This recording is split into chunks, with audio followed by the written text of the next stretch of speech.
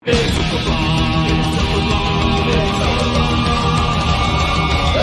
night in with Mauler and the drinker, getting trashed with the web screen dictors. A cheap night cause I'm feeling kinda thrifty, got a 10-pack of beers and a bottle of whiskey. Hop up the cork, have a glass of wine, as they'll say, I'll be fine. Trouble walking in a straight line, but pour me a Pinot Noir. It's open bar with our hosts, Mauler and the critical drinker.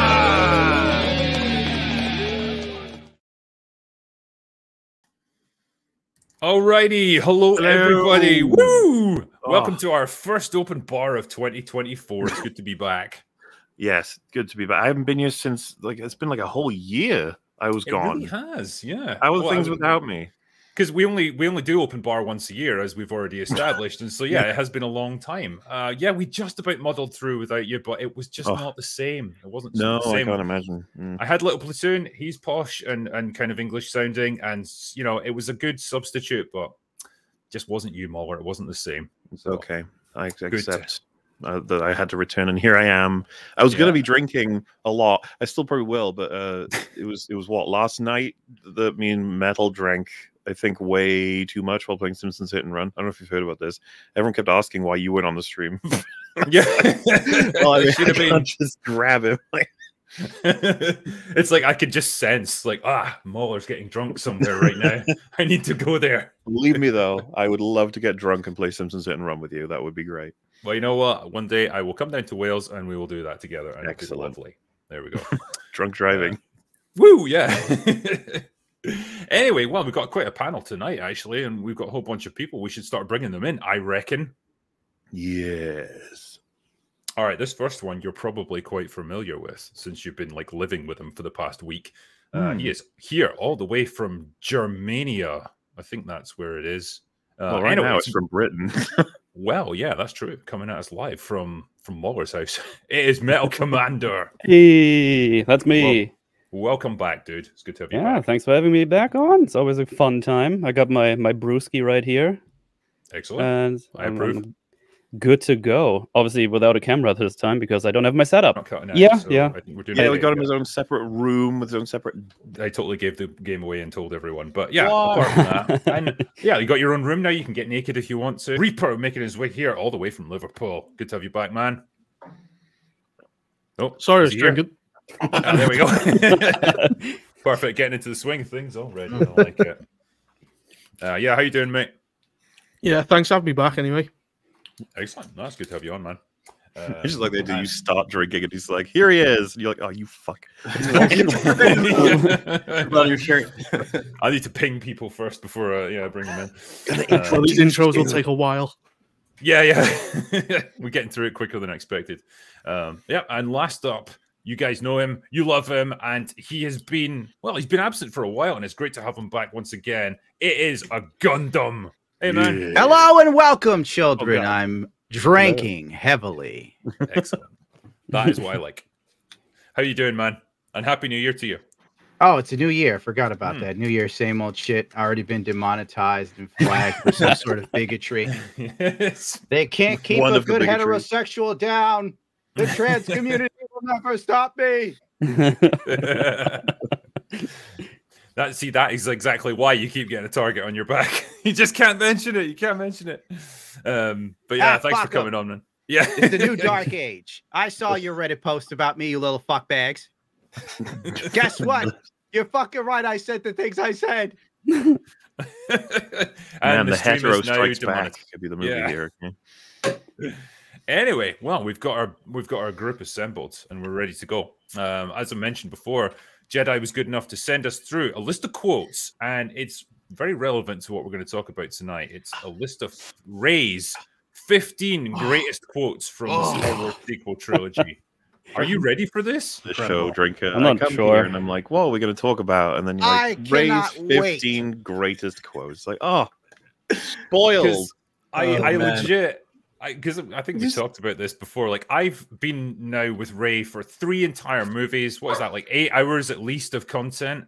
And I still don't know a single thing about her. Nothing. I don't know anything about her personality. I don't know who she is. I got nothing. She's very good, though.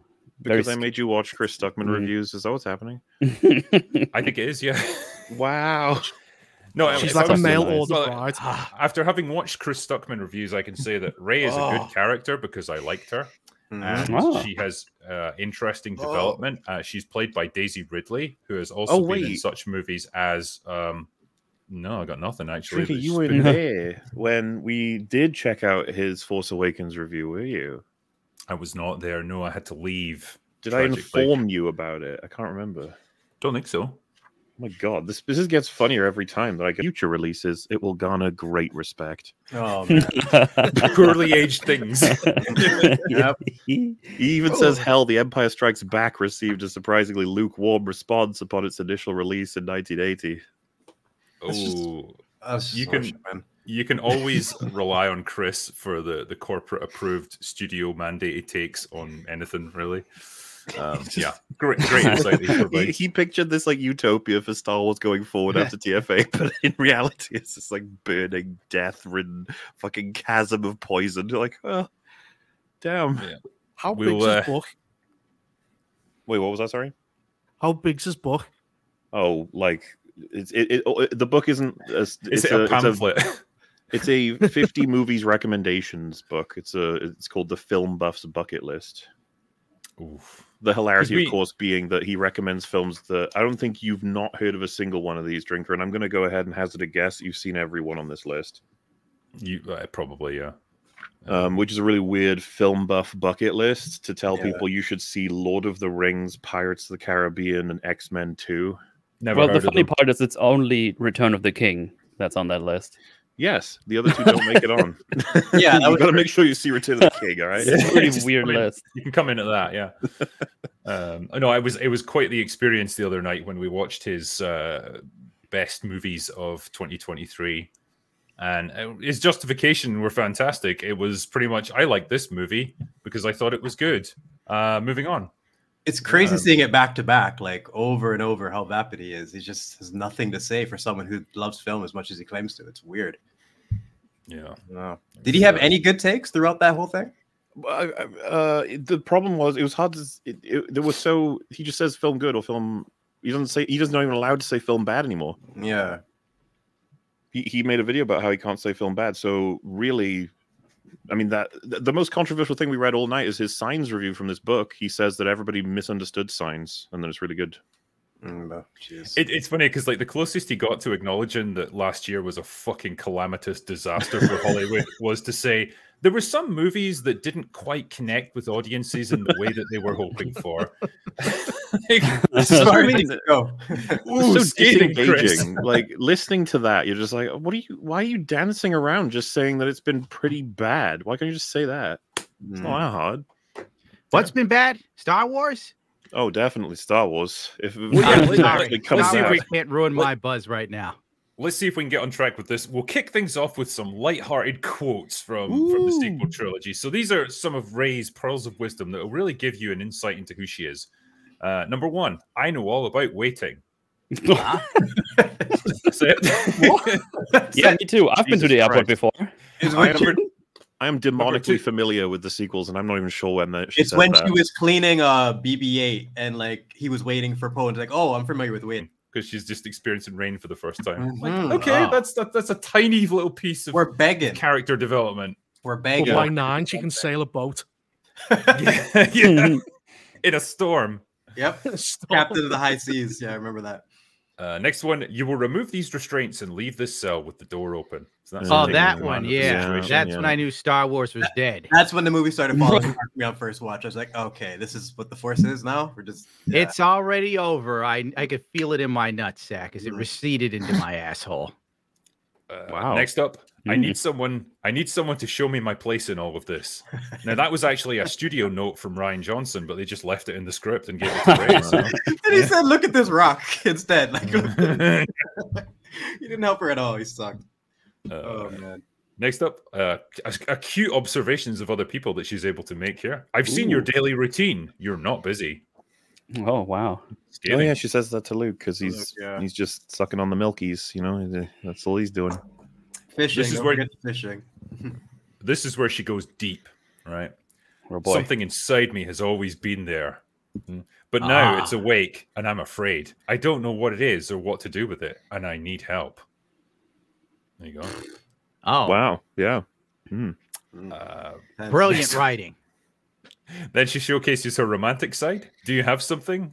A towel or something you could put on? Swallow red. Okay. Ben Swallow. Swallow red. How many push-ups did he do before that take, man? Like, All of them. Poor Adam Apparently a Driver, lot, all the push-ups. Just every time between takes. Next one. You underestimate Skywalker and Ben Solo and me. It will be your downfall. Brutal. That's such a really cool quote. standing. She's really standing up for herself there. I don't know how Snoke could recover. Next up, this is where she's fearful and she's showing her vulnerability. Don't do this, Ben. Please don't go this way. Oh, don't do this. How many more? Please don't do this. I know. Holding up the fucking contract with George Lucas. Please don't do this. Please don't. These scenes are so versatile. Like, there's so many things you could like reinterpret them as. It's so ridiculous. Pretty much, yeah. I think that says a lot. It's like these lines could be uttered by anyone in any movie, anywhere. Like this one. People keep telling me they know me. I'm afraid that no one does. Whoa. Wow. Whoa. Profound. This one I think is my favorite. I did want to take your hand, Ben's hand. Why? Why? But she didn't want Not to take Finn's hand. Ben's. So God. she's clearly got a problem with Finn. I wonder why, eh? They just threw that relationship Ray's like got a out deep with dark that secret one. inside of her. She can't tell anyone. We'll take Finn's hand, but we'll take Ben's. She's got like a white hood in her closet somewhere. Oh no. What's that tattoo on your chest, Ray? It's a cross. It's like, how did Oh, we miss no. all that? It's so bad. This is where she gets romantic though, and quite forceful. Be with me. So she's got just be with me, and we're going out on a high with the final one. Ooh. Oh god. Ray Skywalker. I thought you were going to say I'm all the Jedi, but yeah. I thought you were Yeah, no, how going could to they say I skip that bypassed one? the compressor. Yeah. The quotes. Yeah, I there's mean, more these are her greatest quotes according to Screen Rant, and I think they're quite profound. Screen Rant. How I wish it would burn up in a fire. Yeah. I just Well, found it they interesting- probably will soon enough. I found it interesting how just so many of them just really were worthless. Like anyone could have said them. There's not really anything significant, and like she had 3 movies. It's just shocking. Well, don't worry. You got 3 more coming. No, No. Well, And for the first time, women are going to tell the story. Thank God. Well, that is a neat little segue, Gundam, Well done. because this is one of the main things we were going to talk about tonight. We're all excited for the new Rey movie. We totally believe that it's going to happen. And the director, Sharmeen Obaid-Chinoy, has given us some of her insight into it. And I've compiled a couple of her little comments. The one that we're all interested in is the first one. And then there's a couple more that will give you a little backstory to her, a little bit of an insight into her mindset and, you know, how she likes to approach life and her creativity. So I'll play it and I can pause it whenever you need.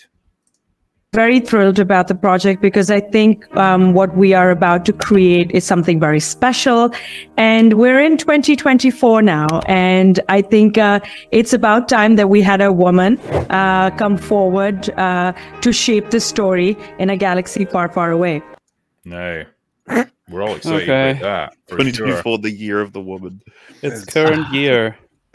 I'm really excited about the time when we've kind of done everything, and so they can no longer do the whole, oh, it's the first time like a black transgender woman who's paraplegic has done this thing. Like, we've just done it now, and everyone's done everything.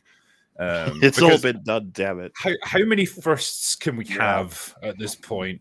How many more obscure like milestones can we reach? Because I guess what I would point out as well, a woman has been shaping the story of Star Wars for the past 10 years, and things look have how never that's been turned better. out. Yeah, It's doing look so how bad that's that she's gone. apparently forgotten it, so whoops. It's just I don't know how could they say it? It's like you can't be this stupid. I feel like they're actually like trolling us at this Oh, point. yes, they can. It's just you know, like how could you be this out of touch after all this time? Can I have a hot take that's going to get the channel demonetized? Oh Oh, god. God. This will be It's getting the- edited out later. Do two of them. If it's the age of women and, you know, putting women in charge, for, you know, parody and all of that. Isn't everything just absolutely horrible now? Like, let's just be real here. We're on the edge of a war. The economy's trash. Hollywood has put out some of the worst stuff we've ever seen. Bud Light lost billions of dollars. Kathleen Kennedy's in charge. You can't say that the age of women has been kind to us in the last year or so. I'm very much of the mindset now that I'm happy to sit back and watch it all unfold. And you know, my advice to Lucasfilm and Disney would be just go all out, go nuts. We're like, throw everything at this, and yeah, just go crazy, indulge your every whim, put every piece of pandering and social justice nonsense that you want into this, and let's allow the audience to decide whether it's good or not. And I think you'll be very interested to see the results because it's all fun and games until World War III happens and we're drafted because all the younger men are wearing panties. Sorry, I'll be on liver cirrhosis drugs by that point, so I won't be eligible, so it'll be okay for me. I'm catching up with you right now as I drink. Excellent, Gundam. That's what I like to hear. But well, that was her initial thoughts. But should we hear some more of her backstory? Because I think it's good to get a character arc for. Well, I'm sure she's going to say, "Oh, it's time for better stories and good characters," right? Sure. That's what's going to happen. Yeah, it's not about identity; it's about quality. Yeah. Well, this is an interview that goes back a few years when she gave her thoughts on. Well, I'll let you be the judges. Let's go. I like to make men uncomfortable. I enjoy making men uncomfortable. I can see why you were hired by Kathleen Kennedy. Yes. It's just, how do you, the double standards, being so comfortable with it. Because we just know swap, you know what I'm going to say, just switch the genders here, and it's ridiculous. And boom, she's demonetized. Yeah, it's so, yeah. I mean, Harvey Weinstein used to say this exact same thing, but it didn't work out too well for him, you know. If she really wants to make men uncomfortable, she should take off her clothes. See those rolls. Let's see what else she's got. My greatest asset, to be honest, is that I'm a woman. I mean, you know, many women that come from our part of the world think that it's a disadvantage. I've always thought that being a woman is my greatest asset. I mean, I really can get away with doing a lot of things in Pakistan, getting into places and getting out because I'm a woman. It is what's kind of interesting as well. I can get away with a lot of things because I'm a woman. In Pakistan. Yeah, Pakistan, they beat you if you're a man. Feel something in Pakistan, you lose your hand. She just repeated herself twice and then said, I can get away things because I'm a woman. Like, she didn't say anything there. Like, she doesn't have to finish the sentence. She's a woman. I just don't know the entitledness. So backwards, dude. Your greatest asset is being a woman. It's like, yeah, that's boring. Well, I think all of this, because as we go through it, it will become clear. But I think all of it sheds quite a bit of light on her mindset on how you progress in life and your career. You know, it could be through merit and hard work and talent, or it could be other things. And let's hear what she says. It is important to be able to look into the eyes of a man and say, I am here, and recognize that. And recognize that I am working to bring something that makes you uncomfortable, and it should make you uncomfortable. Of course I play the woman card. Her husband must be like a prisoner of war. She doesn't have one. No. I mean, no way she has one. Call me crazy, gentlemen, right? And many have. But if I was a person essentially running a business, which is what you're doing as a director, you're going to be making products for people to buy, you know, and you want people to be interested in them. And if you were to say, I want to make at least 50% of my audience uncomfortable, it doesn't feel like a winning strategy, really. It feels like you're setting up an adversarial relationship. And I don't know why you would do that. I don't know why you would see that as a badge of honor and something to be proud of. Well, let's be real. 50% of the audience makes up 90% of the viewers. Oh, man. Yeah. I don't know. Okay. Remember, no women went to see Marvels. A lot of it's just rooted in insecurity, like the things that this woman is saying. But it's just to do that on this stage, like you were saying, like, how is this good for your business model? You're just like disrespecting half your audience. It's ridiculous.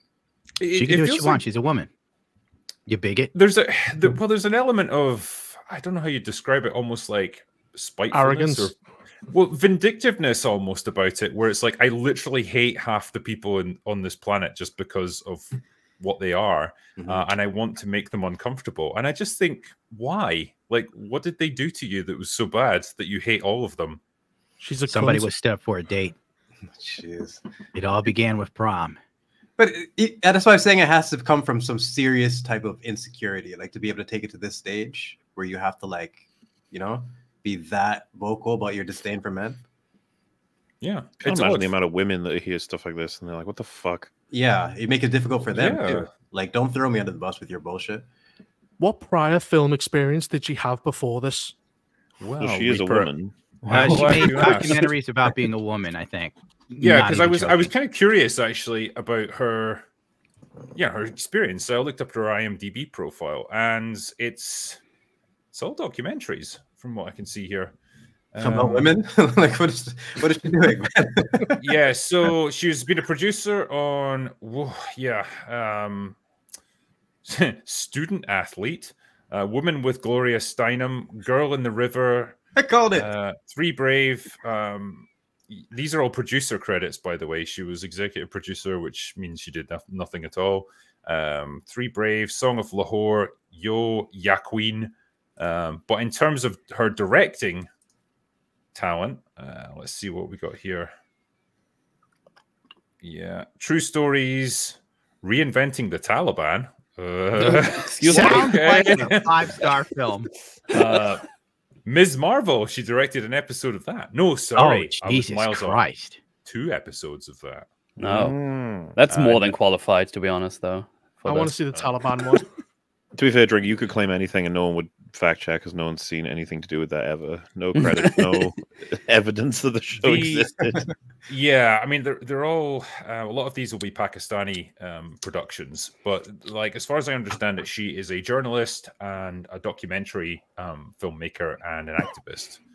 Her actual credits for fiction and drama and stuff pretty much comes down to the Marvels, or sorry, Ms. Marvel, and Fundamental, Gender Justice, No Exceptions.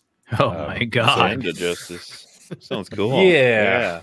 But this final quote, I think, is kind of an interesting one. And I think it sums up her mindset and kind of how she can, I guess, use the system to her advantage. Let's hear what she has to say here. Hell yes! I wanted to hear that. I mean, you're a South Asian woman. You've got to play the woman card. There's a long line of men standing. Stand to the front of the line. How can I stand if there's 100 people standing in line? No.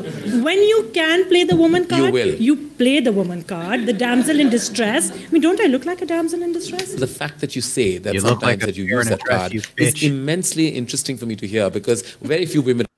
It's kind of interesting that it's like, well, when you want help and you want to get ahead, you can just kind of play the damsel in distress and people will help you. This isn't the part you're supposed to say out loud, lady. Like, this is so because I would just like to point out, if you're a man and you want help, guess what? You're out of luck, son. Because ain't nobody going to step in to help you. Well, if she's in distress, it's going to take a few men to carry her out. Oh, God. Seriously. I saw that on 600-Pound Life. I'll see what our final statement on this is. Admit to that. Well, you know, the thing is that you've got to play all sides. You know, if I need to stand up and face a man and look at him in the eyes and scare him off a little bit, I do scare Pakistani men off a little bit. That I do, and I enjoy that power. You like being intimidated? I enjoy that power that I can scare him, and he kind of takes a back step and then looks away. And then if I need to be a woman and be the damsel in distress, then I will be the woman and be the damsel in distress, because. Oh, sorry. What the fuck is going on right now? Like, I love scaring men. You're like, okay. Yeah, okay. I mean, I just, again, like, you know, it's kind of the oldest trick in the book to say, let's reverse the genders. But just imagine a man sitting there going, like, I love to scare women.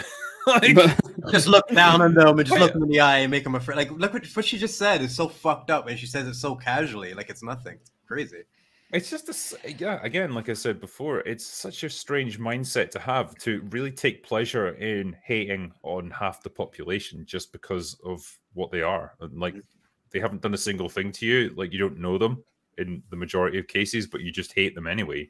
And you want to make them uncomfortable. Why are you hiring people like this, Lucasfilm? Like, for her, it's like not just her saying it, it's how comfortable she is saying all that. That's what's coming across so bizarre to me. She's just totally comfortable saying that. And it's that combination of I enjoy making men uncomfortable and I enjoy having power over them and being able to terrify them, but I also enjoy playing the victim and being the damsel in distress when it benefits me, and I can use them to get them to help me when I want that. It's so weird. There's something to be said for having integrity and self-respect, and I guess not in her case. No. And this kind of feels like a Rachel Zegler moment. Like this feels like a replay of that, when all these interviews with Rachel Zegler started surfacing, when all the actors were locked down and nobody had anything else to do but troll the internet, and it essentially destroyed her movie. And it kind of feels like that's what's happening right now. Well, she likes Snow White now, doesn't she? She's trying to fix it. She's trying to fix her image now. Yeah, she flipped it all, like complete 180, and it's too late though. Like you can see how phony it is. But I mean, I've talked before about like movies that just are the perfect storm of bad news, and the Snow White was one of them, where you had a race swap of Snow White. There's no dwarves anymore because that's offensive, and you've got an actress who openly despises the source material. And so add all of those things together, you've got pretty unhappy fans. And so this feels like the same thing. You've got another Rey movie that nobody wants, a character nobody's interested in, a franchise that's essentially dead, and a director who exemplifies all of the worst traits of modern day Hollywood. And I think what's funny is like the number of people on social media saying like, oh man, the movie's ruined now. And I thought, motherfucker, what planet were you living on? Did you think it was like going to be hunky-dory up until this? Like a fucking Rey Palpatine movie? You thought that was going to be successful? Why? No. Because everything other Star Wars stuff. Go ahead. I was just saying, all those Star Wars React channels, like, how do they just get up every morning and go, time to fake laugh again? Yeah, I don't think it's the motivation for this. It's just like, I don't know. They start every morning just leave this on the side of the bed, like, okay, we gotta do this again. Find a way to get excited about this. Yeah, this one's going to be more relatable. The next one is actually going to be good. Yeah, because I don't know about you guys. Like, I had my experience, like, when I first saw the poster for TFA, I remember specifically, I'm like, where the fuck is Luke? Like, who's like the Fresh Prince? Like, who's like Finn on the side? And I saw Rey, and I'm like, you know what? They're gonna nail her story at least. Maybe she'll be like a Kenobi or something. I'm like, ooh, maybe a Palpatine. That'll be good. In like 15 seconds, that's what I thought of looking at the poster for TFA. And then years later, to see the stupid like nonsense they did in Rise of Skywalker, wasting an opportunity that could have actually been good if they developed it. What is there left now? Like, they couldn't find a story for her for 3 movies. So like, I just have no interest story-wise for this movie whatsoever. It's just a fascinating like horror project for me. I think it's something we talked about before, but I remember the sentiment being like, it's time for the OT lads to move over and for the new characters to come in. And now I've seen jokes about it, and it's just like, shouldn't Rey move over? She's had her time. Shouldn't she be the one now that when we open up in episode 10, that our new plucky hero has to find Rey to bring balance to the Force and save the galaxy, and Rey is just on some distant planet drinking titty milk, and she doesn't believe in the Force, she doesn't believe in anything. That should be what Rey is. And then the second I hear fucking complaints, second I hear anyone say it, that's not what Rey would be doing, I'm like, actually, she's old now, so. Yep. The ultimate get-out clause. She's old. And old. Legendary line. Oh my god, that moment etched in my brain. That's hilarious. They've been killing the past for so long, they can start killing their own past. Yeah, they'll never do that to Rey. She's gonna be no way. She'll become the saint of Star Wars. Like, she'll have statues and everything built for her. Everything they should have done for Luke, I feel like they're gonna do for Rey now, where she's just gonna be like this monumental figure. She's all the Jedi in worship. Like, where they just skip that with Luke. They will. That's the game plan. They're just gonna hand her Luke Skywalker story arc from the EU. Yeah, you're both exactly right. But it's so hollow and manufactured. Like, she's the equivalent of a manufactured pop star or something. Like, nobody actually likes her. She's popular because the studio just keeps making movies about her. And it's funny because I could have almost like accepted it if they had just killed it with the sequel trilogy, because really, you know, you did TFA, she's your main character, you got to see it through to the end. So it's like, okay, fine, you know, they they had a misstep with this one for sure, and she was not a popular character, but you leave it at that and you move on. But it's like, nope, they're going for it again. Yeah. It's just amazing. Because they're not crap in isolation. They damage everything else. Like the sequel trilogy, they haven't made movies in years now after this, and they have no idea what they're doing with the shows. It's just why I don't know. Just the fact that Boba Fett exists at all when that money and effort could have went into like Andor and like all the other things that have potential. I think they should have stuck with Mando and Andor and not made Baby Yoda needs to just be deleted from existence. Completely. I feel like everyone has a different take on it, but I hated that guy the second I saw him. I'm like, yep, there goes the show. Baby Yoda should have died, and it would have made Mandalorian seem like something was high stakes. And then you could see him decline as a person, then he dies symbolically for something. But they're not going to do that. You're going to sell shit with Baby Yoda. That's what it's all about. Any type of storytelling. And I see so many people in the chat. Yes, Andor was not amazingly paced. I can understand people who thought it was slow, but it was the first Star Wars for adults I've seen in years. They reminded me of like, the old like Empire scenes with Tarkin, which is some of my favorite parts of Star Wars. And like, Partagaz was pretty cool. We're getting more of that for ages though. And even then you think, I wonder if they just can it with how it's falling apart. I'm just legit excited for this movie now, like in a way that I never thought I would be, but for all the wrong reasons.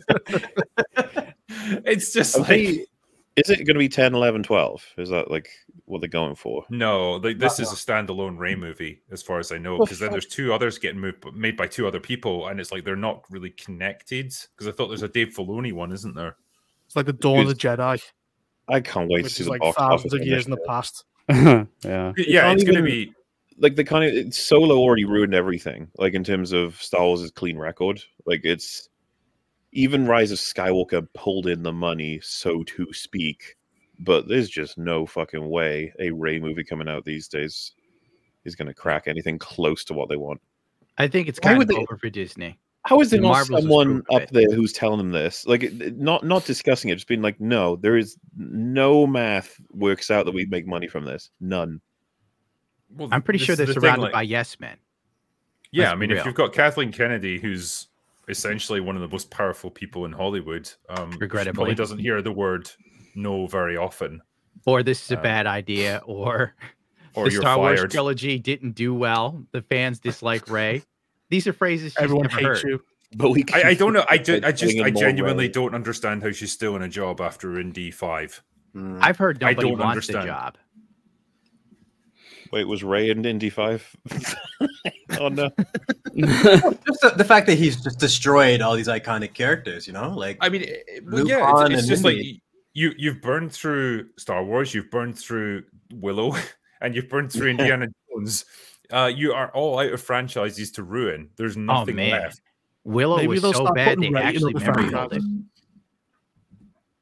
Yeah, Willow has been deleted. It's been like unpersoned from existence. Oh yeah, right. If anyone needs it, that's the only way to find it. What's so fascinating to me about that, Drinker, is that like when enough time passes, and I'm talking a bit more ridiculous here, like 50 years or whatever, like it could like legitimately be removed from history. Like people actually have it falls out of public consciousness in any way, shape, or form. Even people like you and I, fucking great grandchildren are like, what did they ever make more from the Willow movie? We'll be like, I don't.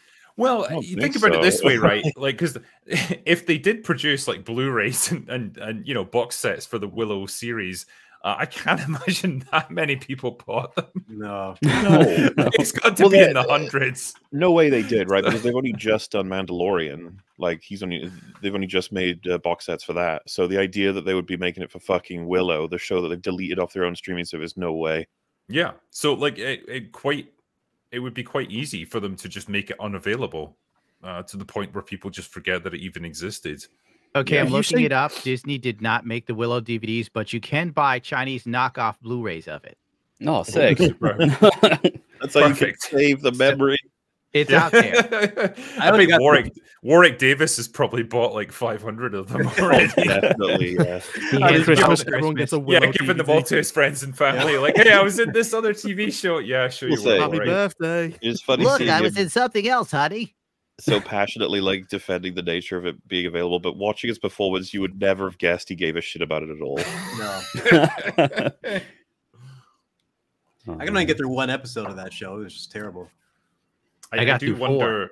I do wonder what sort of performance they're going to get out of Daisy Ridley at this point, because she has got to be doing this for the money.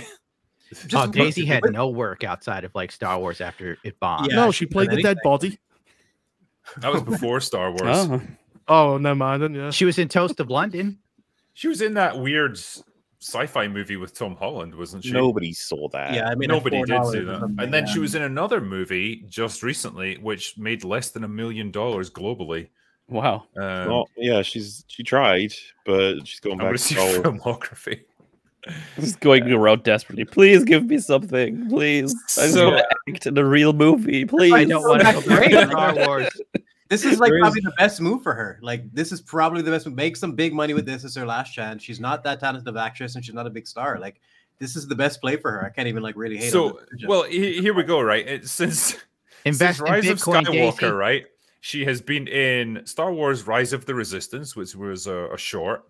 You know, so wow, nice, really good job. for anything. Did it. Star Wars: Forces of Destiny TV series. She was a voiceover. Nice, But good job. outside of Star Wars, she has been in Flopsy Turvy. Oh right. no! Wait! I know. I'll tell why. Sorry. She has also been in. Let's see. This was Dawn of Art, which was a video game. Baba Yaga, which was a short. Asteroid Hunters, which was a short. Chaos Walking, that was that one with Tom Holland. 12 Minutes, which was a video game. Zeotrope, which was a podcast series. Okay. Heard any of The these. Bubble. Her career's as dead as mine. That box office smash, The Bubble. Sometimes I Think About Dying, which is pretty much the motto for Star Wars. Relatable. She played a voice in The Inventor and The Marsh King's Daughter, which made less than $1 million. Man. A cornucopia of talent. Yeah, not exactly rocking it, but you know, it's I There can is see why a she was keen to do of this. Pedigree when it comes to actors, and the direct comparison to make is with her co-stars being people like Oscar Isaac or Adam Driver, who awkwardly talk about their history with Star Wars, often say they're never coming back and have no idea what the fuck is going on with it and they don't care, and continue to make films that everyone is like, oh, is Adam Driver in it? Oh, is Oscar Isaac in it? Meanwhile, it's like, I have no idea what she's been in, don't recognize any of those titles except for the ones we all laugh at or have forgotten because they like make zero money. But then And you the also thing is, have the aspect of, yes, she will go back to Star Wars, hopefully, as the main character, please. Yeah. And the thing is, I don't want to hate on Daisy Ridley because, as far as I know, she's a nice enough person. It's Yeah, just right. maybe not a great actress and not I have a particularly soft spot for charismatic. women with big teeth. That's the Brit in her. At least they're all pointed in the same direction. That's why I'm saying this is the best move for her. Like, she's not super talented. She's got this little window left. Make the most of Ray. Like, I feel like her family and friends would be pushing her towards this. It's like, just make some money and retire. Well, she did I think say so, Mary yeah. Sue's a sexist term. She's dumb. What did you say? No was a sexist term? Mary Sue. Oh. Okay. It's like Ryan Craig, and you're like, what? I don't know, man. That sounds like something that someone told her, like as opposed to if I'd love to know what she actually thinks of the phrase. Like, what does it mean if she just said, I don't know, sexism? I think I saw the interview, and she didn't even really know what the term meant. She just she heard it as a female name in it and assumes it's sexist. It's just How can you be an actor and not know what Mary Sue is? Like, you'd never have heard of this in literary theory? It's bizarre. She probably lives in a bubble. Steven Seagal probably never heard of anything, Drinker. Yeah, but he's Steven Seagal. He you is know? Steven Seagal. He is a law unto himself. I was gonna say, like, she can cry on command, right? I wonder if there's a director out there that could make her do a performance that would make us all go, oh. That was my question. If there's any scenes in the trilogy, the entire trilogy, Five Nights at Freddy, that where she was most impressive, like any moment that she did decent, anything you can think of? The thing about them is they're not too layered or specific. Most of them are just like be exasperated / under serious pressure. Like when Chewie arrives at the end of TFA to pick up her and Finn, she looks distinctly like, you know, under complete, because she just narrowly avoided death with Kylo, that she thinks Finn is probably dead. Whole planet's exploding. I think she captures a person who is horrified. But like There's no work hard on this one more, aren't you? Actually, the alternative, right? Which is with Adam Driver. Kylo Ren sucks as a character in terms of writing. His performance is great pretty much throughout, and it's like, what? Does that even make sense? It's like, well, yeah, he nails it. Like Adam Driver. He's a good actor, and like he's experienced. He's committed too. Like he's committed. Like Kylo is dog shit. There's nothing to work with, but he put everything into that. Like all those rage scenes and whatnot is part of the reason he was such a like. I really think all the Reylo stuff was because of his performance. That's just pretty much it. I do wonder sometimes, right? And this could be like me crediting the producers and so on with more intelligence than they have, but was she intentionally chosen to be as blank a slate as possible? Like. We're going to have a character with as little personality as possible, played by an actress with as little charisma and screen presence as possible, so that people can imprint themselves onto Rey. Be their avatar. Yeah, Rey was boring. Taylor Swift. They didn't name her Rey as a coincidence. Like the unisex name, she's pretty bland. Like she's kind of like gender neutral looking. Like just kind of like you can project anything you want onto her. She's a blank slate. And J.J. Abrams said a couple of times, like, The Force Awakens is supposed to essentially be a roller coaster ride through the memories of Star Wars. Yeah, and that's why Rey isn't a character. She's supposed to just be this, like, avatar. She's supposed to let you slip into it really easily. I'd like to talk about the genius of Harrison Ford. He saw the script and immediately demanded he be killed in the beginning of the show. I mean, that's funny, but we all know that he would only agree if he was killed. That's he'd been at that since like Return of the Jedi. He wanted to die for Return of the Jedi. Yeah, it's part of the reason his performance is so lifeless in that one. And then they got him back for the third one. I mean, he obviously saw Indiana Jones as the character he actually cared about. And Han Solo was just Harrison. Stepping stone. But doesn't he come back to forgive Kylo? Yep. He's a Force ghost. No, he wasn't. He was a figment of Kylo's imagination. Kylo was high and he forgave himself. It's like a serial killer. Just imagine all his victims going, I understand why you did it. It was the right thing. Bad after all. There's loads of people following him around, like the hundreds of people. Homelander. I wonder if he's ever going to tell the story like in universe to like someone. It's like, he showed up and he forgave me. It's like, no, it was you. Like he didn't forgive you. You killed him. It was a Force ghost. It's like, no, he wasn't with the Force. He wasn't a Jedi. He was just a guy. I imagine all those guys that he killed at the beginning of Rise of Skywalker, just like standing around him, like in the background, like, I don't forgive you. Yeah.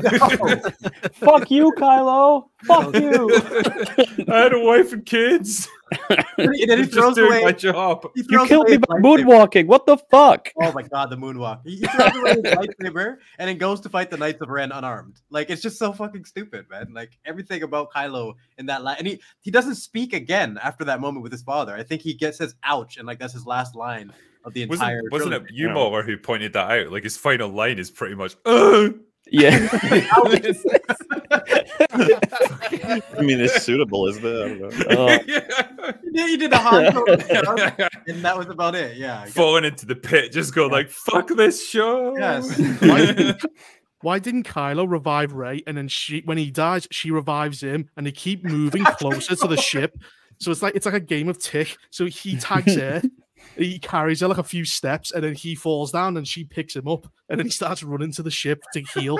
Legit, if he had any sense, he would skip out of that deal and just be like, "Oh yeah, I'll totally revive you." Boom, so long, sucker. We're both just trying to 4 hours to get back to the ship.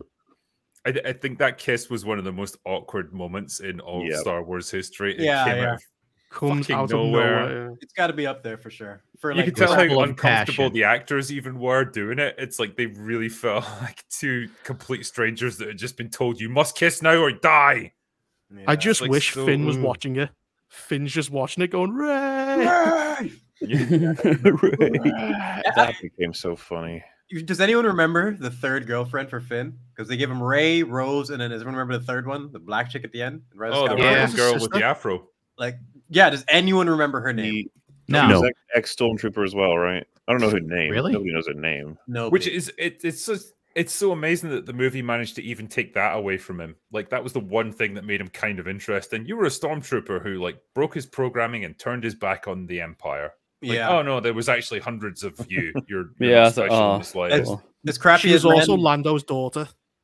Was he? Yeah. That was Lando's in the daughter, leaks, yeah. and then it got implied in the film. Oh, I was gonna say, as crappy as Mando was, the memes about Bill Burr's character having a better stormtrooper backstory in 15 minutes than like Finn in the whole movie. That's legit. Like it was crap, but there's pieces there you can work with.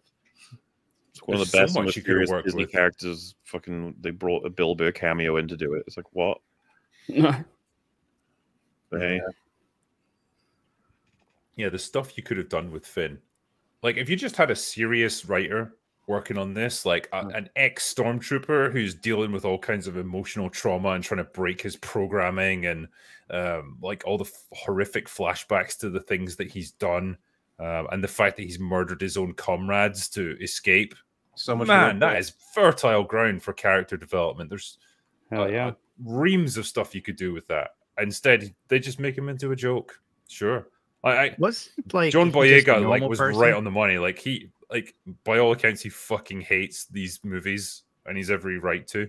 Imagine rewatching them. There's a clip that I put in one of my videos. I don't even remember which one at this point, but it's John Boyega's reaction to the trailer for TF8. He's watching it with his brother or his buddy, and the trailer ends with him with a lightsaber, and they both just have this bro moment of freaking out and jumping over the couch. He's so excited to be a Jedi. And then now he must have told them. He must have told them, yeah, I get knocked out the next scene. Hold that for 5 seconds. But I did the only sequence in all of Disney Star Wars of the fight I liked literally was Finn versus Kylo, because I liked that Finn was just kind of struggling with the lightsaber and just kind of stumbling and like I liked it. It worked. I'm like, there's something here about a guy trying to save a girl, can't use a lightsaber, but he's trying. And Kylo was injured, so it lined up. It's the one piece that they could have did something with, and then they never did anything with him again. You're telling me you didn't like Rose Tico? And say what we love by fighting. Was it fighting what we hate? What we like, love fighting what we hate. No, that would have made sense. I think they fight what we love. Can't remember. Oh. We have to save what we love. We don't fight what we hate. Sometimes you have to fight what you hate. Yeah, that scene is just magic. Like you could talk about that for an hour. You could do a podcast on that road scene. That legit had to be Rian Johnson just straight up trolling the fans. It had I to think be. they fucked up. I think they didn't even notice. I think it's that bad.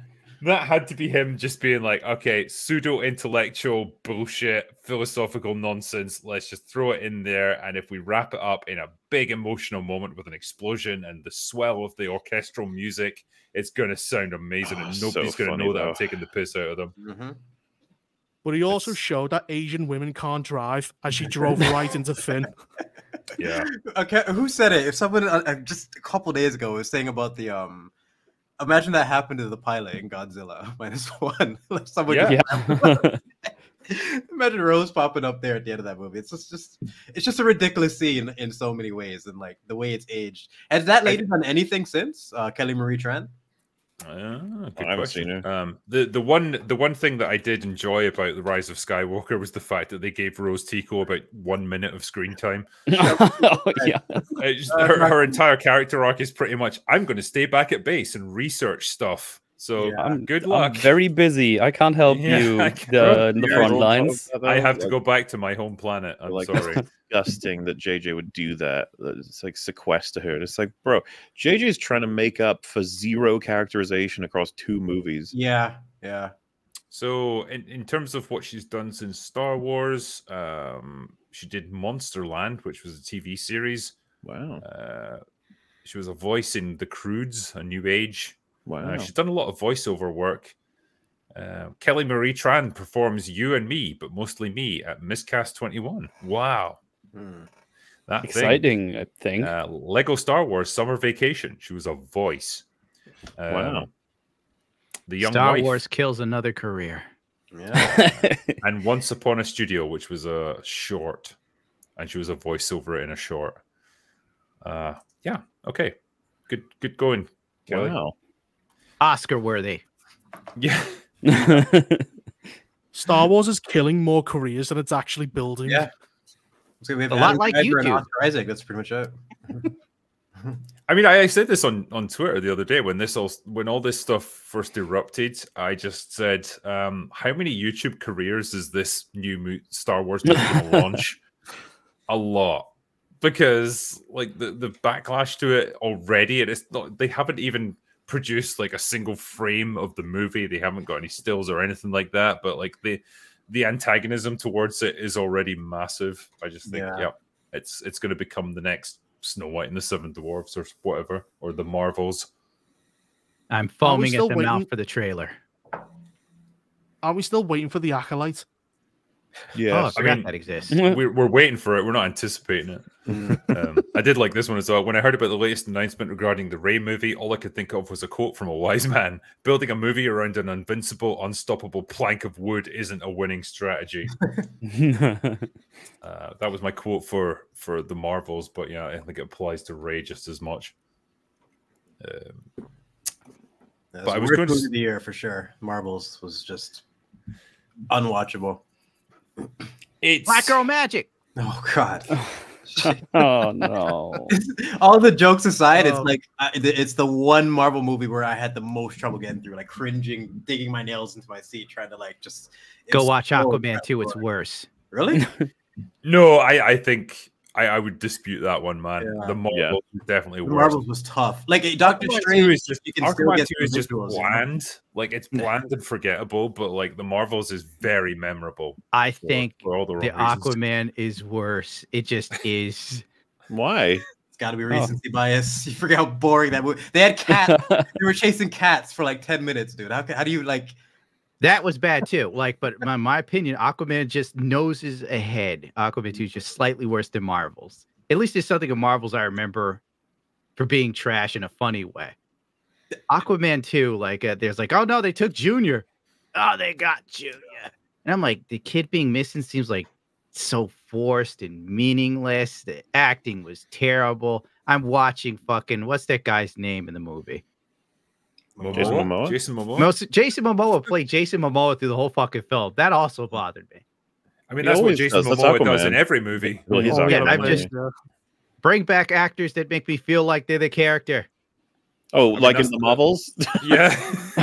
Marvels. Like I said, just the nose. Oh, man. That fight scene, man. Yeah, it's crazy. I mean, yeah, the Marvels was just next level. Like, I think the thing that I took away from it overall was just this air of desperation and, well, we've got no ideas. Like, that was the kind of movie it was. It was like you gave someone $200 million and gave them like 5 minutes to come up with a plot. I think that's what you ended up with. We said like there's no like tweaks. There's not even, fixing an entire act. Just like, no, you have to get everything fixed from scratch. The whole thing is a fucking disaster. Meanwhile, I actually quite liked Orm for the most part in Aquaman 2. I thought it was fun. I think some of that I would put down to Patrick Wilson being quite a likable actor. Fine. I think he's still in there though. So. Yeah. The one slightly redeemable moment of the Marvels, just a tiny glimpse of hope, was seeing Beast. No, fuck that. I hated every second. Why would that be considered redeemable? That was terrible. Listen, I just want to believe that the X-Men will be handled correctly. Captain Miss Marvel's character wanting to save people and actually having the conflict of like, her having realized you can't save everybody. Like that's I think that girl has potential, and like seeing her actually try to help people is refreshing because it's just we don't get that anymore. I wish the movie could have done more with that. I was going to say that was like a flicker of a thing. Could have been a conflict. That could have hit so much harder if it was like really impactful. If it was like they took longer to ruminate on the effects of it. And also her understanding of Carol Danvers of like, oh, you're actually a horrible person that like triggered a civil war and killed millions of people. You're not my hero after all. But it's like, again, the movie just doesn't take the time to do that. No, Carol Danvers is my captain.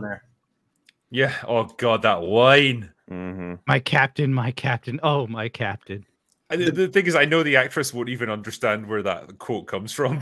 It's like the way it's delivered. It was also forced with those two for sure. And like the Beast thing at the end was just the cherry on top of like, I love Kelsey Grammer's Beast in X-Men 3. And having to actually put my eyes on a CGI Beast was just, it was terrible. Never wanted to see that again. Well, you're getting more of it, so get ready. Oh, yeah. No. I like this one as well. Single scenes that ruined whole movies. Amy Adams says measuring dicks in Man of Steel had me cringing for the rest of the movie. Also, the death of Mace Windu was staged so tragically that the rest of the movie was ruined for me. Really? I mean, like, the death of Mace Windu. I don't know. I don't know if tragic was the word I would choose. Not exactly. It was kind of ludicrous. What about it? Out of curiosity, for you, I think it's Palpatine just screaming like unlimited power. The Goobly definitely Come that on. Why does he keep getting shot back in the face by himself? I think Misfire. Windu was one of his worst performances. Like, hot take for Samuel Jackson. I loved him as an actor. I don't think he did a great job with Mace Windu. Well, I think he played him stoic. That's what everyone says whenever you say there's a bad performance in the prequels. He played him stoic. Obviously, the classic thing with Samuel Jackson is like you need to just turn him loose. Like he's at his best when he's just screaming motherfucker at people and like beating them to death with a gun or whatever. Like he's not great at playing just these like really stonewalled, stoic, blank characters. Like you're not using him to his full potential. In the Marvels, most of the movie. Oh my god, that was just purely him. Like I'm an old man and I'm way too good for this movie. Leave me alone. He didn't even get to beat up that one guy in the spaceship by himself. I legit think that entire thing was filmed in his living room in his home, and they just green screened everything around him. It's like I'm just gonna sit on my couch and pretend to shoot things. That's when we will really have reached like the catastrophic era where it's like he's like, "Where's the green screen?" It's like, don't even need him anymore. The AI will do it all for us. It's like, whoa. Oh man. Oh. Cinema's dead. So are your dreams. I mean, I'm happy to see this stuff that we're talking about here, like the Marvels, Aquaman 2, Star Wars getting like what they're producing now. I'm happy to see all of it just burn to the ground. And so I say, let them produce what they want. Like make all this garbage. You're hastening the end because eventually something better will supplant it. Yeah, they're gonna go to anime and manga and then fuck that up. Yeah, I don't want to see. There's a lot of animes and I want them just to be left alone. Like One Piece, I'm glad for all the One Piece fans, but like I don't want that door open to see everything be adapted. It's just exactly.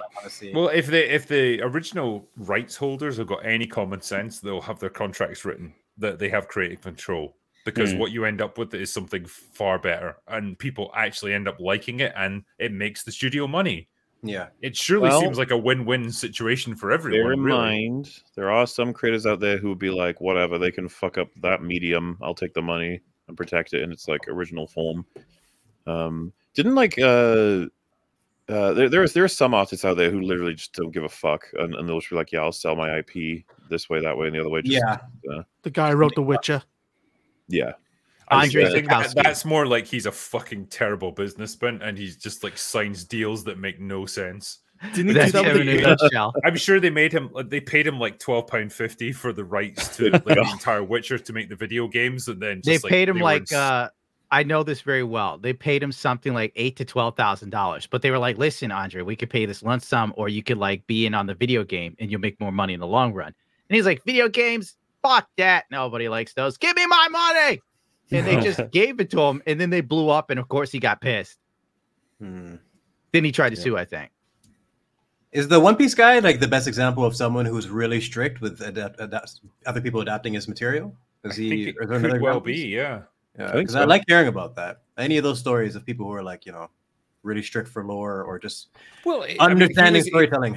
He was in the fortunate position, obviously, that he'd done the manga and made insane amounts of money from it already. So, like, he was successful. He didn't need this. And so he was able to dictate a really good contract where he got creative control. I suppose other people might not be in quite such a fortunate position, and they might have to accept worse terms because, everyone's going to want to see their stuff get adapted into a movie or a TV show or whatever. And, there's always going to be those caveats like, well, if you want this, we can make it happen. We can make all your dreams come true, but we need to be able to do it our way. And you sign that contract, and then before you know it, they produce shit. Come on, Andre. We need to make The Witcher about Yennefer. Did you have to make any compromises for rogue elements? No, because we crowdfunded it, and so I was literally like holding the purse strings, like, well, make it my way or you don't get the money. Nice. All right, that's the way to do it. Good shit. So yeah, did no one try to suggest going? I think it'd be a little bit better with a black woman. No, you have that meeting with drinkers like, we have a woman, she is lame and gay, but listen. So I'm just sitting there like, yeah, try it. No, I'm happy I asked that. That's crazy. Yeah, no. For me, for Rogue Elements, it was totally fine, and you know, it was very collaborative. We all I wouldn't even have signed on to the project if I didn't agree with their creative vision. So, yeah, we'll see where it goes from there. Obviously, that's where it gets a bit more complicated, but one step at a time, I suppose. But yeah, I wouldn't sign that over. I wouldn't give up that creative control for anyone because it's not worth it. Like, imagine me sitting here 5 years from now, oh yeah, you know, they completely Netflixed my characters into oblivion, and I have to eat shit and pretend to like the taste. Nah, I don't need that. So, and then you're telling all your fans that it was always that way. You go back and rewrite the books. Ryan Drake was always a black lesbian, okay? He was coded, God damn it, you son of a You're all just racist. It's great. But yeah, that's the wonderful world of Hollywood. Speaking of which, actually, we've got another thing coming out, which I'm sure everyone's excited about. Echo. Ooh, Echo is here, and it's it's going to be out in, no one knows what that is, Drinker.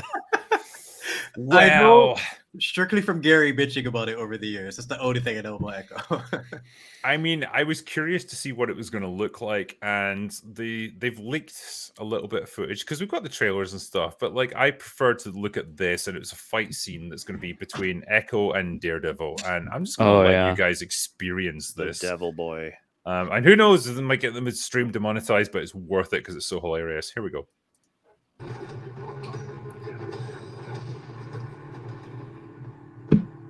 God, I have to see this again. I'm so sorry that you have to experience this, but oh god, it looks rough. Why would you do this as one continuous take when they clearly don't have it in them to do this? I saw that jump cut there as well. They're trying. It reminds me of the throne room fight scene where they were like, "Good enough, guys, good enough." Yeah. That's the best. That's the best we're gonna get out of this girl. It's like take 2 of 17, where you have to refine these type of things. You can't just try to be the first Daredevil and slap this together. That bit there where you just rest on the table for no reason. It's really weird. Yeah. I'll tell you what I see when I look at this. Right, I'll just give it a K-pop fan routine. No, what was that? That looks so. How's she doing this with one fake leg? I'll tell you, it never comes off. It'd be scary if she just tried to kick him and her leg just went flying across the room. And then she rolls to get it and uses it as a weapon. Now that's choreography. I mean, what this reminded me of was the fight scene in Ahsoka between Hayden Christensen and Rosario Dawson, where you have one person who's clearly way better and way faster than the other person, and they have to hold back and slow down so much just to give the other person a fighting chance. That's what this looked like to me. There's ways to go around this. You can film it differently and just redo it. There's a lot of do it with stunt doubles and do it with more than one take. Don't, because it's great that you're trying to do this as one continuous take, and I know that was the hallmark of the Daredevil series, but they did that with the clever use of stuntmen, and they had an actor in Charlie Cox who could actually do a lot of the fight choreography, and they had stuntmen who could work really well with him, and it looked fantastic as a result. This looks like dog shit. This looks like one guy being extremely slow and accommodating to make her look better. That's all it is. Just how diverse is Echo? It's all of them. All of it. I think she ticks every box. Every box. A lot of boxes. She's ethnically diverse. She's a woman. She is deaf. She's missing a limb. So she's disabled. That's pretty much everything. I don't know if she's gay. I was about to say she's got to be gay too, right? Just might as well at this point. Throw some bi in there. Why not? Slap it in. Search. Also, I have no concept between their powers, like Daredevil and Echo. I don't know. Is she super powered or something? I have no idea. In the comics, as I understand it, she has the ability to mimic any of her opponents. So whatever their fighting style is, she can mimic them and fight them on their own terms, which is clearly didn't do it skill. Here. No, well, they changed it for the TV show. So what she Of course they did. Because why keep the interesting things if you could just change? Yeah, what she can do now is draw upon the power of her Native American ancestors to push it harder. No, Drinker, you've seen the Hot Rod, right? Yeah. So what? She goes like power of lion, and she just starts like running. The spirit bomb. Like, what the hell? Spirit of my ancestors, but in the way that they is. do it, But does she Rod, fly? that would be She goes perfect. spirit of eagle and tries to fly, and then just falls off the building. You know, that was in the movie Stunt Rod. Oh my god! They don't realize how racist they are with their own shit, man. That's so stupid. Wait, that's for so real? Stupid. Yeah, that's apparently what they went for. On that note, I should just leave and continue drinking. I think that's probably a good idea. You can continue drinking, but also stay. We'll allow it. Yeah. I'm gonna take the dog for a walk while I pound back this bottle here.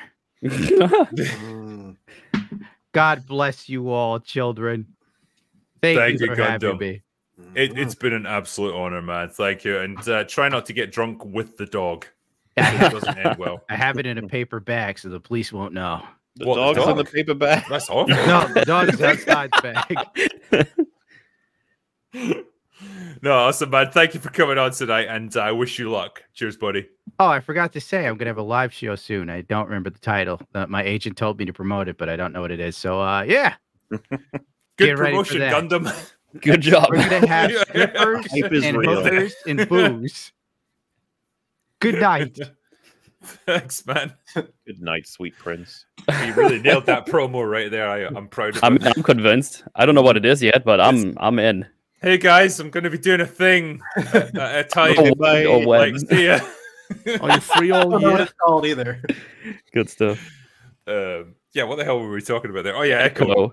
Yeah, and her. Is it supposed to be a real fight? Like just context-wise, are they actually fighting, or is it just like him? No, dream sequence or training. I'm assuming it's. I understand it. It's well, there seems to be other. There seems to be other people in this scene that attack Daredevil, so I guess it's like an actual fight in the show. Yeah. This is where my immersion immediately just shatters because Matt, his foundational skill is boxing. Before he learned any of his other acrobatics and the skills, he's a boxer at heart. He would knock her the fuck out in 30 seconds. Like they can't be fighting back and forth. It's just you need to write around these things. It's just stupid. It's like I don't know why they keep doing that. Like Echo is pretty damn skilled. Okay. Like Black Widow's fights aren't perfect, but seeing her actually use tactics and skills and techniques and technology, you know. I hate to reference Falcon the Winter Soldier, but I'm gonna have to do it because there's a point where the Dara Milaje fight the Winter Soldier and they move his vibranium arm, right? They just press a button on it and it fucking falls off him. And I thought, wouldn't it be interesting if that factored into this fight? Like, he knows that she's got an artificial leg and he can just, like, you know, punch it off her or something like that and, like, take advantage of that. But it just feels like, no, she just fights like a regular person. What's the point in her having that disability then if it doesn't factor into any of her fight scenes? Yeah, if it doesn't affect the story, then you can really see it's just there to check boxes. That's why it gets because I think there could be a lot from a character development point of view. Like, I think you could do a lot with a character who is at a considerable disadvantage, like she would be. Having an artificial leg, it's going to slow you down. You're not going to be as agile. You're not going to be as well balanced. But still just having the tenacity to keep fighting regardless. I think that could be really cool, and it would show, you know, how determined she is, and that perhaps would win a lot of respect from the audience. But I know they won't do that with her. I know what they'll do is the whole gist of this show is going to be demonstrating that, hey, disabled people can kick ass just as much as regular people, you know, and the fact that she's deaf as well doesn't matter. She's just as good as everyone else. But they can't, though. That's just the reality. And I wish they actually accounted for that within the story in a realistic way. She's got one leg and she's deaf. She's got a disadvantage. How does she? I know, but that would be meaningful characterization, and they won't do that. It's about like have that. That's crazy. It's about making people. Sorry. I was going to say, how can she team up with Matt if she's deaf and he's blind? Well, it'd be like hear no evil, see no evil. Like together, they make a fully they made movies about that team. Yeah, but how do they like? Because she's going to become like a good person. So like, how do you like communicate with Matt? Oh yeah, he's not gonna. Sign language is gonna be. He can't see what she's sign language, and she can't hear him. Yeah, this is actually a good right. That's why they're fighting. You see, they're both like on each other's sides. Yeah, you they're nailed both it. on each other's sides, but like they can't tell. That's what the fight was about. You nailed it. That's hilarious. They're fighting. You know, it's better to be deaf. No, it's better to be blind. All right, let's fight. What do you say? Just punch. Oh man, I feel so sorry for Charlie Cox and Vincent D'Onofrio because they're both going to have to be in this show. And didn't he die? No, he's Kingpin. No, he's fine. He got better. Right. Because there's an interview with him, right? And it's so telling because his line is literally, as an actor, it's my job to make this script work. That's literally how he phrases it. Like, it's like I'm just following orders. Yeah, well, it's almost like, I'm sorry, I know it's shit, but it's like I'm doing the best I can to try and make this good.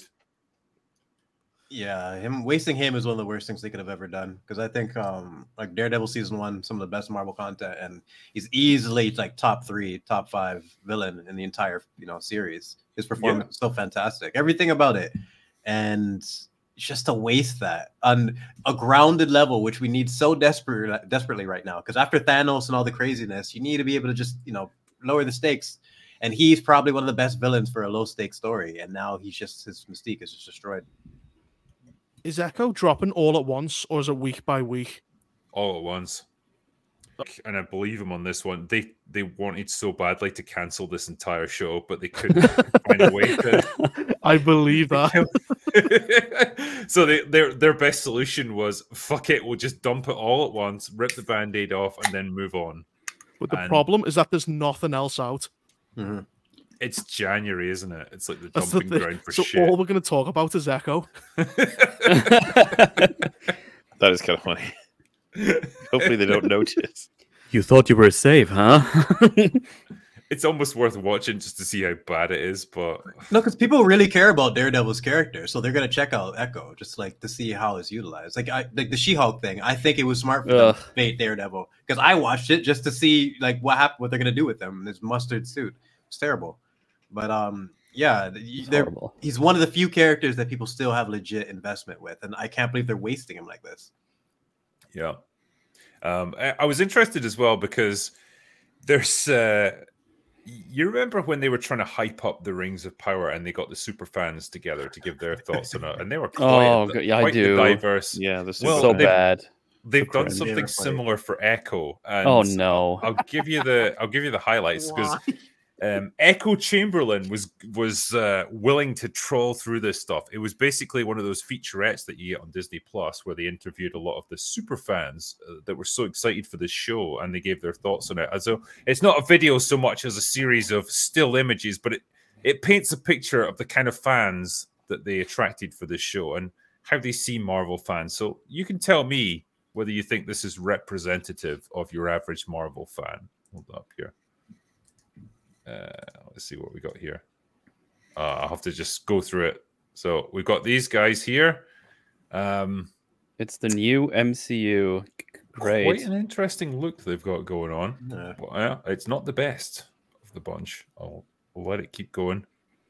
So we've got these guys. We have then got... Give it a few seconds. Wait, so those are people who are fans of the MCU or Marvel? These are fans of Marvel who were given a preview of Echo, so they're kind of sharing their thoughts on it. And I think it's interesting the people that they picked for this. So they've got a Doctor Who wannabe, I guess. Was it fancy dress, or is everyone just like can't dress themselves? Yeah, it was weird outfits. Because I thought it was like, oh, is it like a character from the show? They look kind of I thought odd. that. I mean, what's going on there? Nice leading lady. See, you know what I like when they try to promote stuff to me? Can you tell me if like the story is good and the characters are interesting, and not if like the actor or actress is a certain thing or not a thing? Like, I just want a good story. I just want a good story. I think if I was to define, or if I was to ask to give an example of like who's the kind of person who is going to champion a show like this, it would be these people here. Like, I think that's pretty representative. But we've got a few more. He's very cool. Yeah. Well, I'll argue with that. I mean, sure. Let me see what else I've got here, because there's a couple more. Yeah, they are absolutely insane. There's a couple that there's a couple of reasons I think they picked her, but okay, sure. Nice rack. This guy looks very enthusiastic about what he's doing right now. It was immense, apparently. And these guys, yeah. What are we doing? The fight was incredible. I've never seen people dressed like this in real life. Like, I don't even mean this like me. I just never seen this in real life. This is what I found so interesting about these clips. Is just like, these are the people that they chose to be like connect with the Marvel fan base. I think they've all got a very unique or a very specific look about them. And yeah, it's not your average person who just watches superhero shows. Yeah, you're right. None of these people scream Marvel fan to me. Where like you would see clips in the 90s and you'd see all the people like influencers. Like, yep, fans. Yeah, that would be my next question. Those are probably like influencers or YouTube people or something, I would assume. I don't think they are meant to be that, though. I don't think they're meant to be like specific influencers. I've certainly never seen any of them, but like they're just meant to be what they consider fans of this show, and this is what you end up with. You know, I've completely forgot to tell you this. Metal. When we went axe throwing, it was very fun. We did. It was awesome. On the way in, there were 3 girls who were coming out. They were sitting down and doing stuff on their phones. And while you guys were sorting out like the entry forms and stuff, I was like looking around and I could hear them talking. And one of the girls said, I don't really see the point in doing any of this if we're not going to be live reacting to it. We shouldn't have just recorded. We should have been doing it live. The other girl was like, I don't like doing it live because then we've got to like worry about a bunch of other stuff when we're supposed to be doing it. Then she was like, well, why are we even here? And I was like, what the fuck, man? I don't know. Hang out with your friends. This is the world that we live in now. Yeah, there's always that temptation when you go places or you're doing something mildly interesting. You sort of think to yourself, like, could I record this and then put it on like Twitter or like YouTube? And then I just think, no, because it's cringe as fuck to be like recording footage in front of like normal people and then thinking that anyone's going to be even remotely interested in watching me do all this goofy shit. I'd rather just do it and enjoy it for me. It's this weird mentality. I genuinely think people need to be taught to go back to doing that because it makes you a more well-rounded person to have experiences that are just between you or you and a friend or you and family that you didn't post online and ask people to fucking comment on. Mm-hmm. There was this video that came out just like a day or two ago, and I don't know if it was like fake or it was AI generated or whatever, but it was like a bunch of people watching fireworks display on New Year's Eve, and like they all just had their phones. Like it was an entire sea of people. Nobody was like jumping up and down, celebrating, kissing each other, hugging or anything like that. They all just had their phones up like that, like just pointed at the fireworks display, and they all just had it on their screens. That's all it was. What do you like? And it's like, it's the moment, like, what are you gonna do? I know exactly what you mean. It just nobody knows how to experience the moment anymore. They're trying to just capture everything on the phones as if this is going to experience it for you. Like you're never going to watch that back again. Put it away and actually take in something and experience. Yeah, it's so strange. I'm so happy that I still have that mentality of just like I cannot stand the recording stuff. Let me just take it in and absorb it and I'll remember this. It's just completely. Yeah, when I go to concerts and stuff, I was trying to do like a couple of pictures so I can show people. It's like, oh, here I was there. It's like, oh, that's cool. But for like 99% of the time, I'm just gonna fucking watch the show and listen to the music. Yeah, you try to record a video of a concert and it always looks like dog shit because you've got the stage lights pointing right at. Yeah, the sound's terrible. The stage lights are pointing right at you, so you can't see the act. Like you've got nothing basically. It's just a bunch of like darkness and lights shining at you. And if you remember back in the day with concerts, what would they do? Everyone would put up and they'd put the lighters up. Yeah. They'd do all that. That was that was something, was enjoyable. But no, they used the flashlights or the torches. That with the phones is just so, I don't know, something about it is just not the same. Yeah.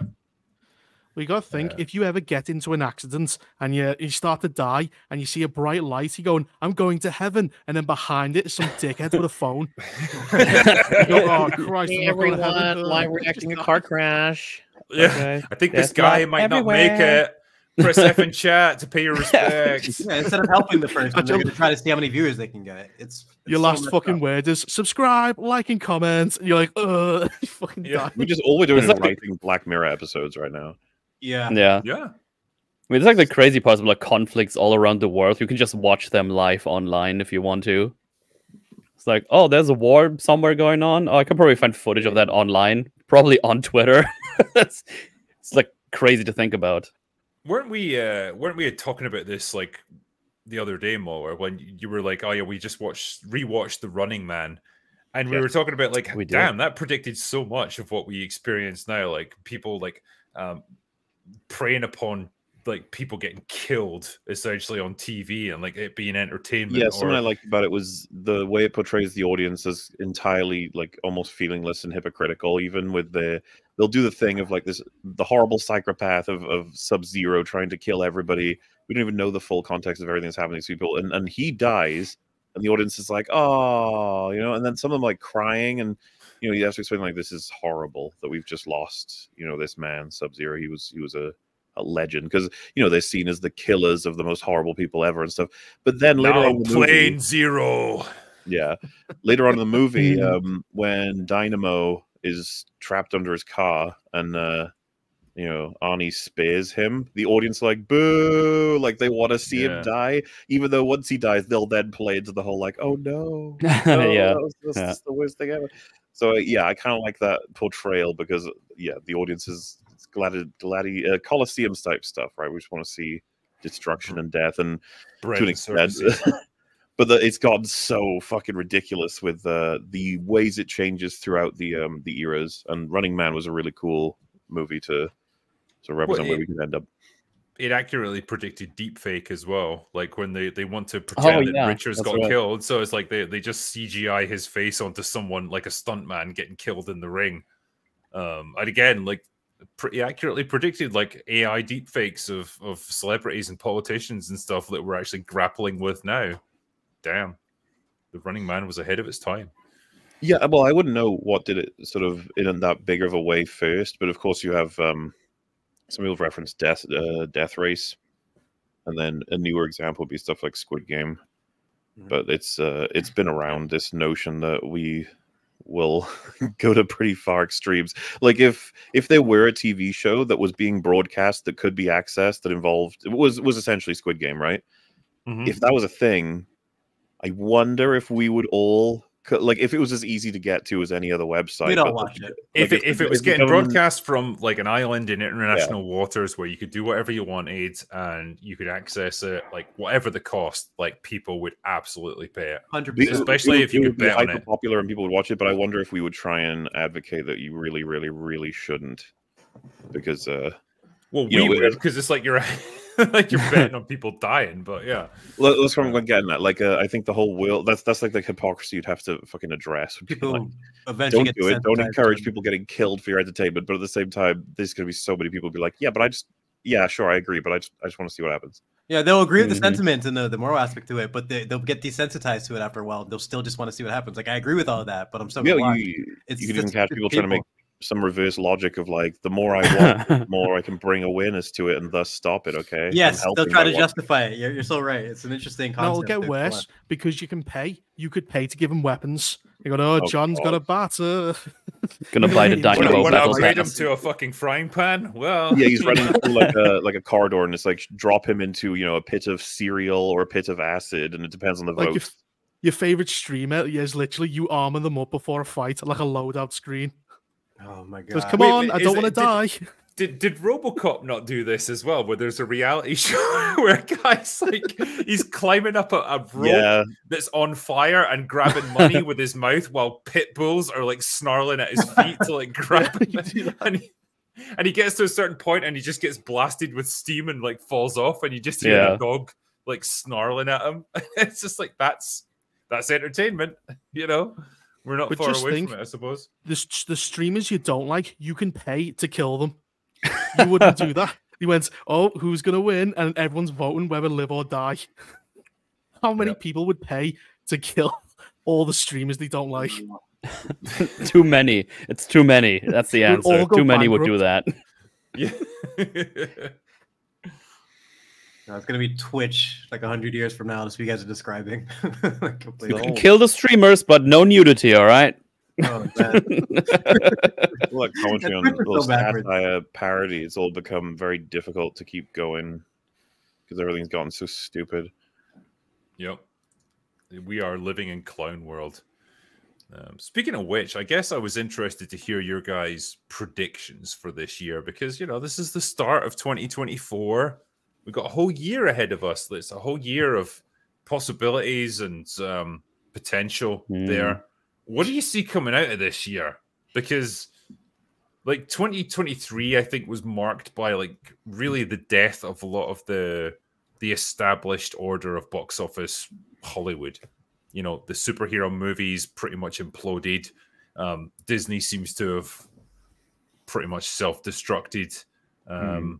Like, what's going to come out of this for you guys? So what do you want to see, or what do you expect to see? We run the broad format of it's going to be a relatively dry year, at least from what we can tell from all the different releases, both good and bad. Everything's slowing down because of the strike and the results of COVID and Hollywood falling apart. So you've got all that combined with this is probably going to be the most tumultuous year for politics, unfortunately. Yes. So what do I expect? It's like chaos, misery. You would think this would be their opportunity to offer some nice, pleasant escapism. Could you imagine if Peter Jackson's Lord of the Rings was to come out at a time where it's like the absolute miseriest ever of the political landscape? It would be wonderful. No hope on that front. what was supposed to be coming out this year? Civil War. Apparently. Oh God. Tim Pool right now is just like, yes, it's finally happening. They made a movie about it, okay? I've been predicting it for the past 10 years, and now it's going to come true. Yeah, man. I agree. Like, the real world is going to become insufferable as we get up to November. Oh, yeah. Like, I think we all want escapism. I just don't think we're going to get it. There's said Lord of the Rings was post 9/11, so it's like, oh yeah. That's fair. Isn't most films now coming out sequels? Like you've got Ghostbusters sequel. What is it? Dune 2, Frozen Empire. Dune 2, Deadpool 3. Yep. Is that still coming out 2024? Deadpool, or is that? It is, yeah. Okay. I kind of lost track when those movies are actually coming out anymore because they got all like delayed at some point. Deadpool 3, I think, is the only Marvel movie that's actually coming out this year. Oh, what a joy. I was about to say, since we don't have a massive amount of Marvel movies and all sorts of things like that, maybe we'll see more independent movies or filmmakers like how Godzilla -1 was made off of just like peanuts, apparently. We need to get back to that, like actually like low budget storytelling. Maybe we'll get back to get rid of these crazy Agatha. Oh geez, the Salty Witch. Like are they still making that? We've got Madam Web as well. I think that's February. Oh, yeah. Like that looks so French. I'm definitely gonna watch that. When you release a movie in February, it's gonna be pure gold. No, nobody's gonna watch that. Nobody's gonna watch that at all. You've also got Craven and Venom 3. Venom 3, is that actually happening? Is that a real thing? How did they get to 3 movies? November 8th. I still haven't watched any of those. They're worthless. I've watched both Venom movies, and I couldn't tell you a single thing about them. Tom Hardy's in it, and he plays Venom. Like that's all I got. Yeah. Even Tom Hardy doesn't understand it. He's just like, fuck it. People want to see this. When do we get our team up? That's what I want. I want the Avengers. I can't. But like Sony. I'd like the symbiote. Sony Avengers. Fucking shitty rejects. Like, we've got our own Venomverse. Like, yeah, we're really excited by that, Sony. Thanks. I think that's low key one of the biggest missed opportunities because the symbiotes, Carnage and Venom, you could have done so many cool stories with that, like the suits and the whole alien concept behind it. There's just so many things you can play with, and they did nothing. They turned into a joke. Just generic, boring as fuck. Like, yeah, I couldn't tell you a single thing about them. Like I say. I vaguely remember that Woody Harrelson was in them too. That's all I got for you. I didn't even remember that.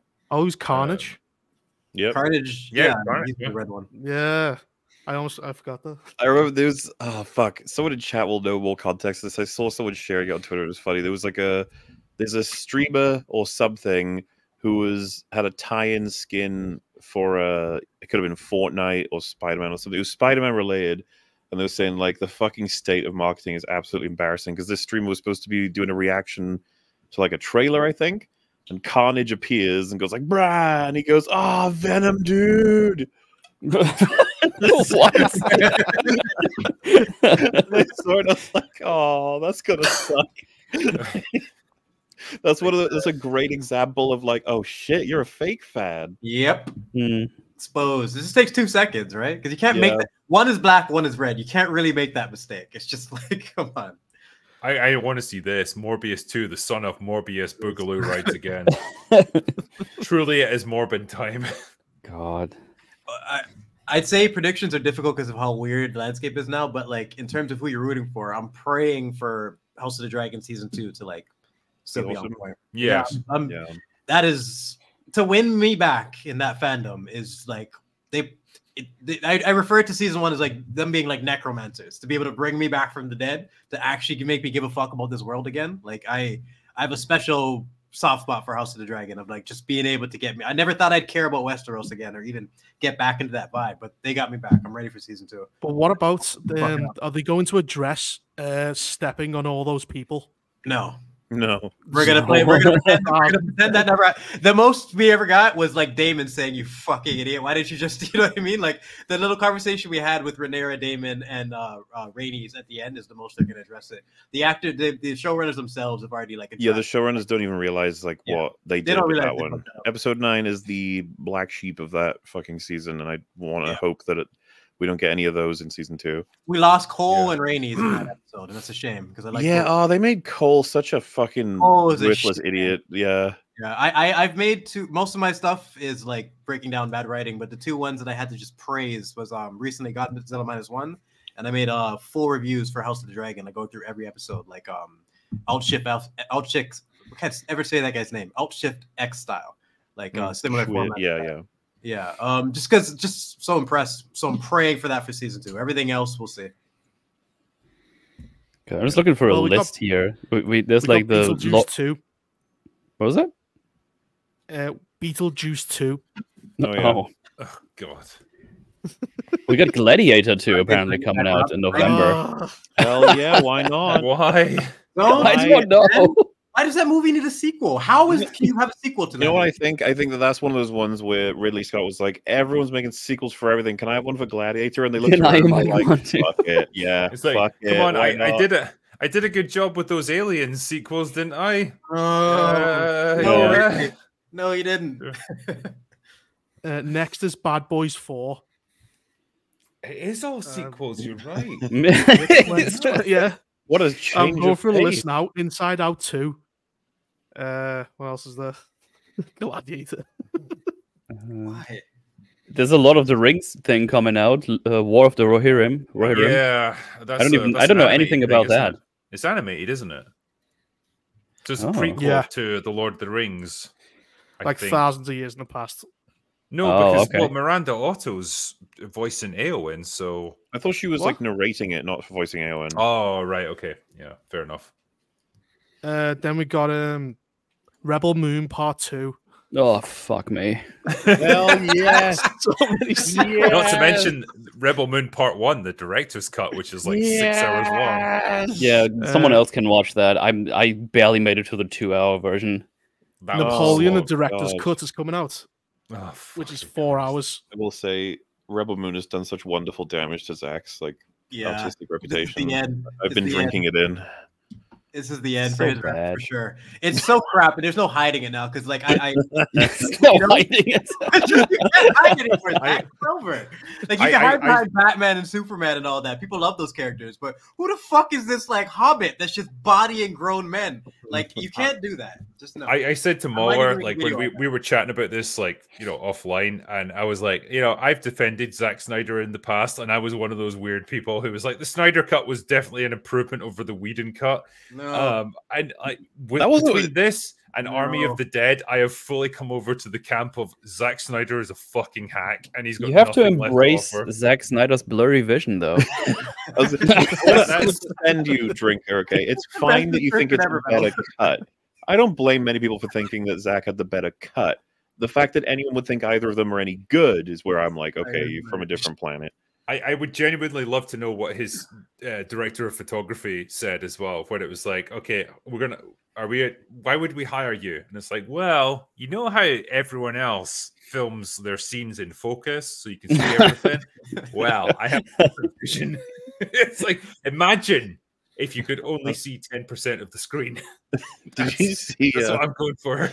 When we were talking about this, we were talking about the extended version on Real BBC, and we kind of just casually said, like, don't fucking release the Snyder cut. No, man. And then Roddick put out a tweet saying hashtag don't release it. Like, we don't need it, okay? I can't believe we've come this far. There, we've got the complete inverse of that. Like he's been exposed. He's been exposed again, Zach. Again, you can't do it again, man. Like it's just too much. Yeah, isn't it great how he was like before Rebel Moon Part 1 came out? He was like, yeah, but there's another cut with a completely different vision that's 17 hours long. It's like, what are you doing? Oh, way to sell us on your movie, bro. It's 90% slow motion shots of people throwing seeds into the ground. Well, we might get to find out how the robot got his horns in the extended one, okay? I don't care. Got Anthony Hopkins! What a waste. Like he was in it. The Midsummer robot. He had the stupid Midsummer. Oh, it's a robot. Yeah, I forgot. Yeah. How do you have him as part of the project and he agrees to be a character and a narrator, and that's all you did? Do you think Anthony Hopkins just halfway through was like, fuck this, I'm out? And they were like, oh shit, what do we do with this character? We'll just have him run away. Give him run away. Give him the Midsummer sombrero crowd and then have him run away. Like that's just so ridiculous, man. And I want to highlight the brilliance of Metal's joke there of just, like Zack Snyder's blurry vision is like the best. You have to embrace his blurry vision now. You don't see many directors who slow-mo their slow-mo. That's it's pretty cool. Very slow. Gotta see that set speed. The next sequel is Sonic the Hedgehog 3 with Shadow. Yeah. That was excited for Shadow, yeah. Joker 2. Shows where we're at. Do you think he can pull off Joker 2? The whole musical thing? Well, I'm gonna give it a shot. I got no predictions on that one. Yeah, if he would feel crap, we could end up with something cool. I don't know. Yeah, I could definitely go either way, but like I don't feel like Joker needed a sequel. No, definitely. People have already said. Yeah, and the idea of doing it as a musical with Lady Gaga, you're gonna have to go. You're really gonna have to go some to get me bought into this one. But do you feel that it's better than having a sequel? You said a musical with Lady Gaga as if her being a part of it would be a detriment. I actually think she's a boon. Like she's a good actress and she's a good singer. So she's probably I don't have an issue with her being incorporated. I think she's so associated with her like musical persona that I think it's hard to take her serious as an actress. Well, I guess that'll be down to her, right? If she can convincingly play fucking Harley Quinn for the 10th time, that's going to bug the hell out of me. I'm very much done with seeing Harley Quinn in anything. Yeah, what, you mean you didn't love the... Which one are you referencing, Drinker? The one from Suicide Squad? You didn't love that? Margot Robbie. Did you remember we were like, can James Gunn fix her? The answer was no. No. Joker shouldn't have had a sequel, but I kind of interested in this. And like, I'd rather, if he's going to do something, I'd rather him do something creative like this than make a sequel to a movie that just literally did not need anything. It's a complete story. It was finished. Leave it alone. But I'm hoping that this, if it's shit, isn't going to damage Joker, where a sequel to Joker might have done that. It's still Todd Phillips that's working on it, isn't it? Yeah. So that's the saving grace of this project. Yeah. It's not like it'll be his. So that's the one person we would want to be. You know, this is why I'm just like, I don't know, man. It could be okay. I don't know. Well, it's all about how they do the relationship, because Harley Quinn and Joker have a real bad relationship. Like, he beats the shit out of her. And if you lean into that more, I can see it working. They will never show that. They will never show that. They might have him being abusive. I don't know if they do that. Joaquin Phoenix is a bit edgy. I could see him doing it. And he's got the right actor for it. Joaquin, he's like... Joaquin's totally ready to beat Commodus the Gladiator. He's like one of the biggest slime balls to this day I've ever seen in a movie. Like his performance. I have to just highlight this comment as well. I know it's not relevant to what we're talking about now, but it was the Echo thing. Holy shit! They put a one-legged woman in an ass-kicking contest. Oh boy! Oh, genius! Thanks, man. Sorry, carry on. What I was saying, in the animated show, they did that. Like, she captures Batman, and he just goes, "What are you doing?" and throws out the window. And then she goes, "Oh, he's horrible. I'll never go out with him again." And then he sees like a rose by the side of the bed, going, "Sorry." And she goes, "Oh, he's so lovely and forgiving." Yeah, and like that's the relationship. But he's not going to slap her in the movie, so like I don't think it's going to work. Yeah, I mean, like I said, I don't know what we're gonna get exactly, but I'll give it a shot. Yeah. Are we getting a Napoleon 2 by any chance? No. I definitely want to see the sequel there. Napoleon's Revenge. What about The Northman? Was that supposed to be isolated, or being a sequels to that? How does everyone feel about Ridley Scott right now as a filmmaker? Watch my Covenant video, and you'll know exactly. He is not the filmmaker he was back in 1979. I'll say that much. Yeah, like he does not improve with age. The one movie that redeemed him in recent years was The Martian. I enjoyed that. I thought that was a really good. Yeah, that's a weird one to discuss in terms of where he is now, because The Martian kind of makes everything a little bit confusing. Because I really do like that movie. I watched it a few weeks ago with my dad and like just loved it. Just another one of those ones. But in terms of the Alien, what? Twisters is getting a sequel. Twister. Twister, yeah. What, the Bill Paxton movie? Yeah, it's called Twisters. It's just the meme, right? No, are they like declaring war on the tornadoes and they're going to fight them with guns and stuff? No, the tornado's back with his brother. There's two of them now. Yeah. Oh no. Is before we move on from Alien, I just want to throw this out. Drinker, that's back in the day. That's actually probably my favorite video of yours, the Prometheus one. That's one of my favorite ones that you've done for sure. Oh, yeah. Oh, gosh. Way back in the day, just because I didn't know you as well then too, but I could tell that you were a fan and like you took the stupidity to heart. Like I really enjoyed I had so much anger towards both of those movies. Like, why do they exist? Like, they just make me angry for existing. The Engineer is one of the biggest missed opportunities for me because I think he's the potential looks awesome, could have been really interesting, and I think should be up there with the Xenomorph and the Predator, but they didn't flesh it out. They just fucking wasted it completely. Well, I legit think that is an element of a movie that doesn't need to be expanded. I never wanted to know more about the Engineers. I never wanted to know more about that crashed spacecraft from Alien. Jockey. It's so, yeah, the space jockey. It's fascinating precisely because we don't know where they came from. We don't know what they were doing, what the ship was up to. That's the appeal. Any of that. Yeah, the fascination is in the mystery of them. The moment you solve that and you actually show what they are, it becomes boring as fuck, especially when you're pondering all these ridiculous, like, pseudo-intellectual questions about the nature of human existence and stuff. Yeah. Like, that is not the right venue for stuff like this. If it was really well written, I wonder if you'd be staying that still, though. That's what I have sheer stubborn retardation, basically. I'm with you on that. I didn't need those answers. What makes Alien so special is that, the mystery of it. But the idea of exploring the concept of the Engineers, if we're gonna do it, then I'm down with the creature design at least, and like at least flesh out the give us a good understanding. I think if, like Lamar said, if it was well written, I really think that's the one that could have worked. Alien Covenant is an abomination. That one is where he shit the bed on that one. Yeah. Both bed shits. I think in like Prometheus, Alien Covenant made Prometheus completely worthless. Where I think Prometheus had moments of potential that could have been developed, interesting concepts and shit, but they just went nuts. Like, what was the fucking big octopus thing that raped the Engineer at the end, and it gave birth to some random not xenomorph thing? Like, God, I remember what's going on? Forums being so excited over that, and I was like, what is this dumb shit? It's called the Deacon, and who's ever heard it referred to as that? I know it because I have the figure, but it's like, but what the hell? They didn't do anything with it, and they just made the whole life cycle confusing. And then you've got, fucking Michael Fassbender just dropping the virus bombs on a bunch of retarded engineers who just stare at it while it blows them all up. Like, yeah, they were. You know what, you guys probably deserve to die if you're this dumb. Yeah, that's why I say Covenant is like an abomination. Like Prometheus engineers were at least potentially interesting, and you disgraced them completely in Covenant. They just stood there and died. Yeah, I hate that movie so much. Why did all of them die? Why was every one of them on that planet if they've got these spacefaring ships? Can they be everywhere? What was the Black Goo? What was with Noomi Rapace in that episode? That movie, like she was in it in flashbacks only. That was weird. Yeah, because she got like dissected by Michael Fassbender. Yeah, by David. But then you never. Yeah, there's some webisode or something that fills it in. But it's like, fucking, why not put that in the movie?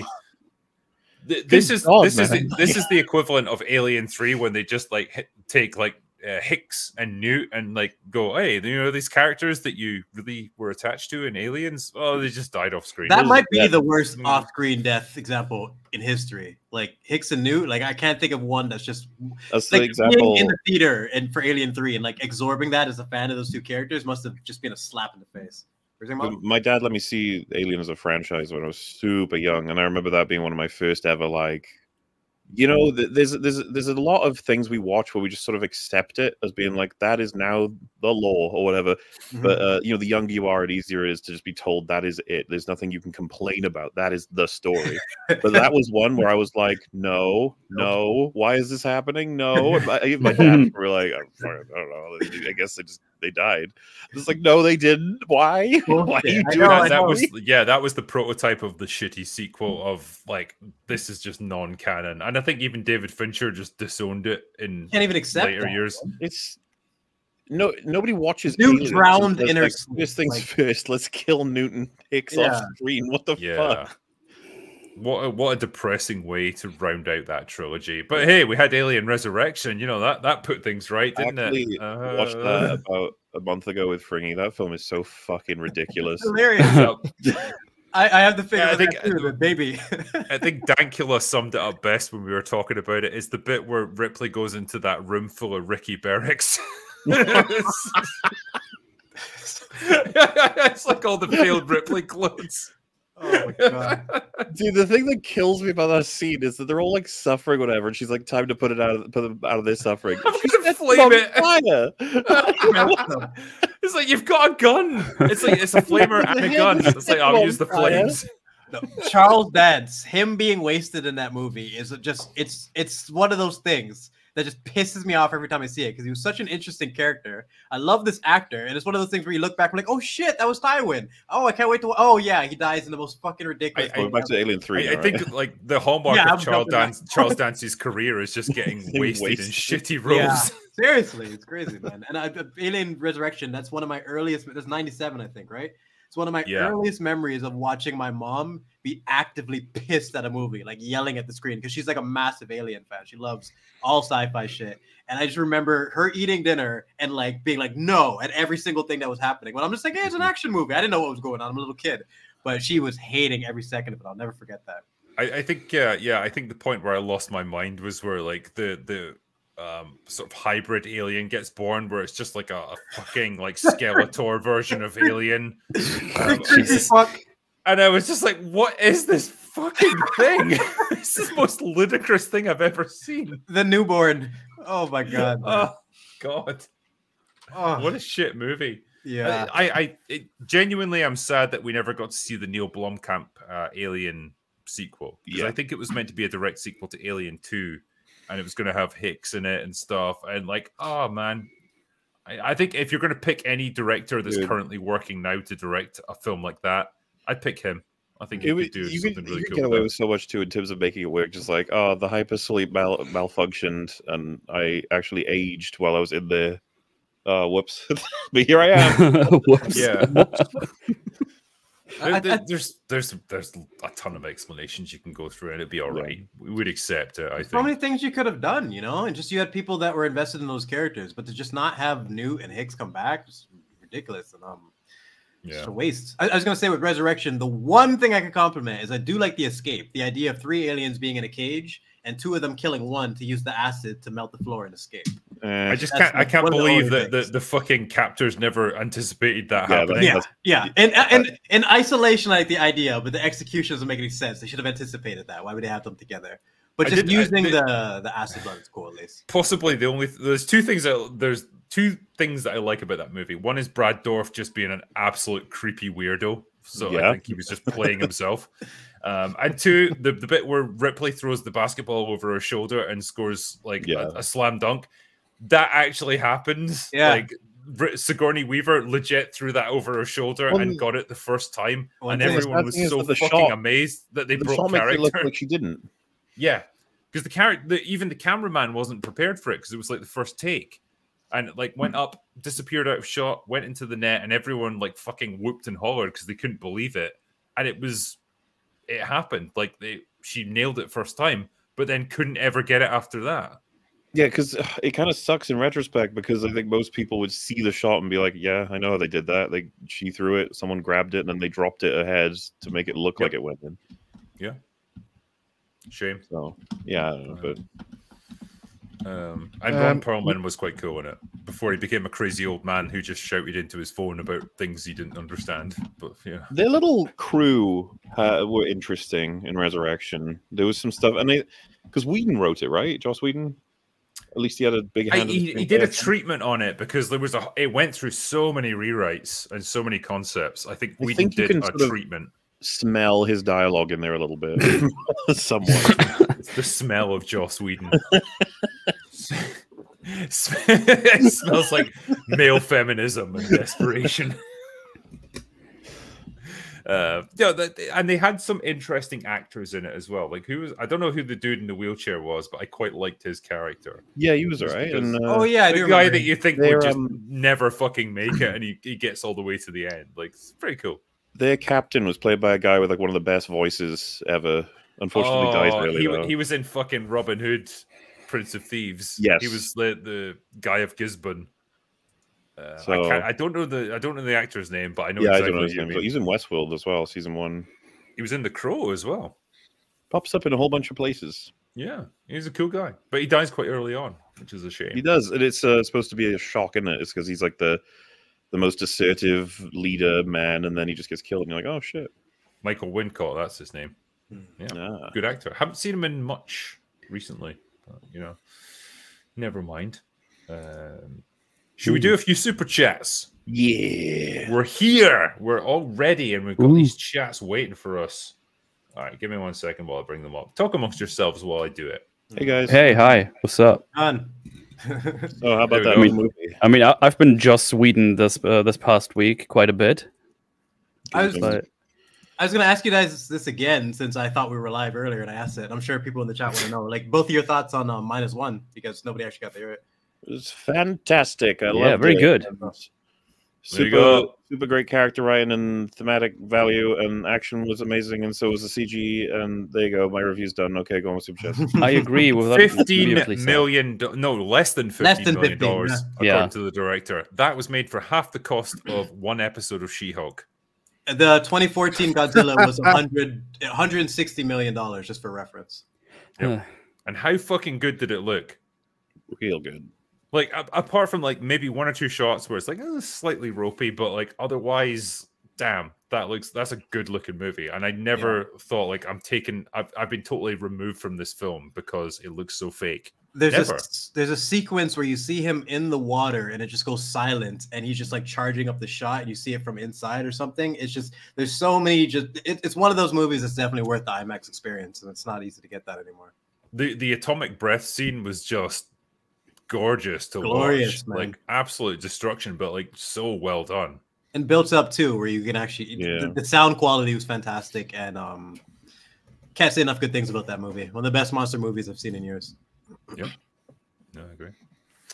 Okay, well, anyway, I've got the super chats right here, ready to go. So the first one is no sardines for you. Drinker and Mo should definitely watch Frieren Beyond Journey's End, aka Sosu no Frieren. Really great manga and anime, and maybe Mutal too, since the series is brimming with Deutschlandisms of various types. Hey, calm down, all right? Keep it light. There you go. Stephen Bobo says, Happy New Year, everyone. I just want to know what everyone's favorite games are of 2023. Mine was Final Fantasy 16, Star Ocean 2 Remake, and Baldur's Gate 3. I mean, I still haven't finished Baldur's Gate 3, but I enjoyed quite a bit. But I've been playing that offline with a friendo when we have time. Lies of P, that's definitely up there for me for last year. That was awesome. Really good game. There was so many good games. We got the Dead Space remake that was really good. Resident Evil 4. Resident Evil 4, yeah, that was amazing. God of War Ragnarok. Cool. Good DLC, or you wait? God of War Ragnarok was the year before. Yeah, right? it was Was the year it? before. Yeah, it was. Shit, is it that old? Yeah, time goes by, man. But the DLC came out just at the end of the year. Yeah. That was definitely is on my list. That was very good. Damn. Armored Core, yeah. Armored Core 6, that was very fun. I mean, there was a lot of good games I really enjoyed. Robocop. But I think if you would put a gun to my head, I think if I leave out the Ragnarok Valhalla DLC and just talk about games in general, it's probably going to be Lies of P that I like the most. Obviously, Gollum is above all. Lord of the Rings, Gollum. Fucking Gollum, dude. That game was so long. So long. Well, how many times did it crash trying to get through it? I don't think it did crash for me. Yeah, it was full of crazy game-breaking bugs at different times, I guess. Yeah, but like I think I can't remember. Between us, it's hard to remember. I kind of flushed it a little, Drinker. I'm going to be honest with you. So what? That experience a little bit. No, it was Resident Evil 4. I really enjoyed. Thought that it was really good. Nice remake. Kubus Joubert says, this podcast is nice. I like it. Get Stuckmanized. No, not again. I've been Stuckmanized enough in my lifetime. Oh, that fucking saying! What does it even mean? Stupid. It will haunt you forever. Nobody knows what it means. It's like if your name's John Smith, like, get Smithized. Smithized. It's just, why? Oh, there's a Mr. and Mrs. Smith sequel. Oh yeah, with America. Yeah. This is America and some Asian chick. I'm not sure what's going on with that one. I don't know who it is. Why do we need more sequels to like movies? Furiosa, you know, comes out as well. See, I like Anya Taylor-Joy. I really think she's a great actress, but I don't know if this one's in her wheelhouse. I can't see her as an action hero. We'll see. Yeah. Stephen Bobo says, P.S. Drinker, you're a pro wrestling fan? When are you going to review the movie The Iron Claw? I am going to review it quite soon. I need to see it first, but I've heard nothing but good things about it. The trailers look great, and I'd be interested to just experience it, I suppose. I'm going to check out your review, Reaper. I was going to say, but like for people who are like 90s wrestling fans back in the day, is it going to pay like respect to those people? Because that's where I follow. Like if it's actually going to appeal to me. I mean, it's about the Von Erich family. Specifically, it's a bit like it's really good film. Yeah, I kind of forgot I wrote a review today. So what? It's a good film though. Because the Von Erichs were like the 80s. They were around like in the Territory days, weren't they? Before everything became like. They fought Rick Flag, Kerry Von Erich. I think Kerry or Kevin, can't which one. They fought Ric Flair like they were proper old school. Yeah, and they didn't quite make it. So. Right. If I remember correctly, it was Texas specifically, and they were like super big there. But it's like a super tragic story because like they kind of all died of different ways. Yeah, one of them got his fucking leg amputated, didn't he? Yeah, he wrestled with only one leg for a long time. I didn't even know that until someone screw you, Echo. Yeah, I was doing it before you ever did. Yeah, I'm interested to see it, but I think it's still going to be a while till it comes out here, at least in Germany, I think. I don't know. Oh, there's ways, Metal. Come on, you know. No, I don't know what you're talking about. No. Jerker, did you have a favorite wrestler growing up? I'm assuming you were a 90s fan. Like the Attitude I Era. mean, like, I got into it more in like the Attitude Era when I was a bit older, but like, I fucking love the Ultimate Warrior. I just loved how batshit insane he was. Fucking that sprint to the cage was just like nobody did it like him. Yeah, like screw the like dramatic walk to the ring. I'm going to sprint there at full pelt. And there's a great clip, you can look it up, where he runs straight into a cameraman who was ringside, and he doesn't even stop. He just fucking destroys the guy. Nice, and carries on. No, I remember the WCW versus WWF like era, like before it was WWE. I remember way back then, like the Monday Night Wars and everything. That's some classic shit. And I learned about business as a kid, but I'm like, you know what? You guys can have your beef. It's better for the fan. Like more wrestling for me. So I do remember that. Yeah. The Attitude Era was when you had like guys like raping corpses and stuff. Like they just didn't give a shit like that. Like, that was there's a story behind that. It's actually funny. They were just fucking around. It was like, we film it, but there's no way this is gonna air. And the Vince was like, that's good shit. And then they air it, and they regretted it ever since. Someone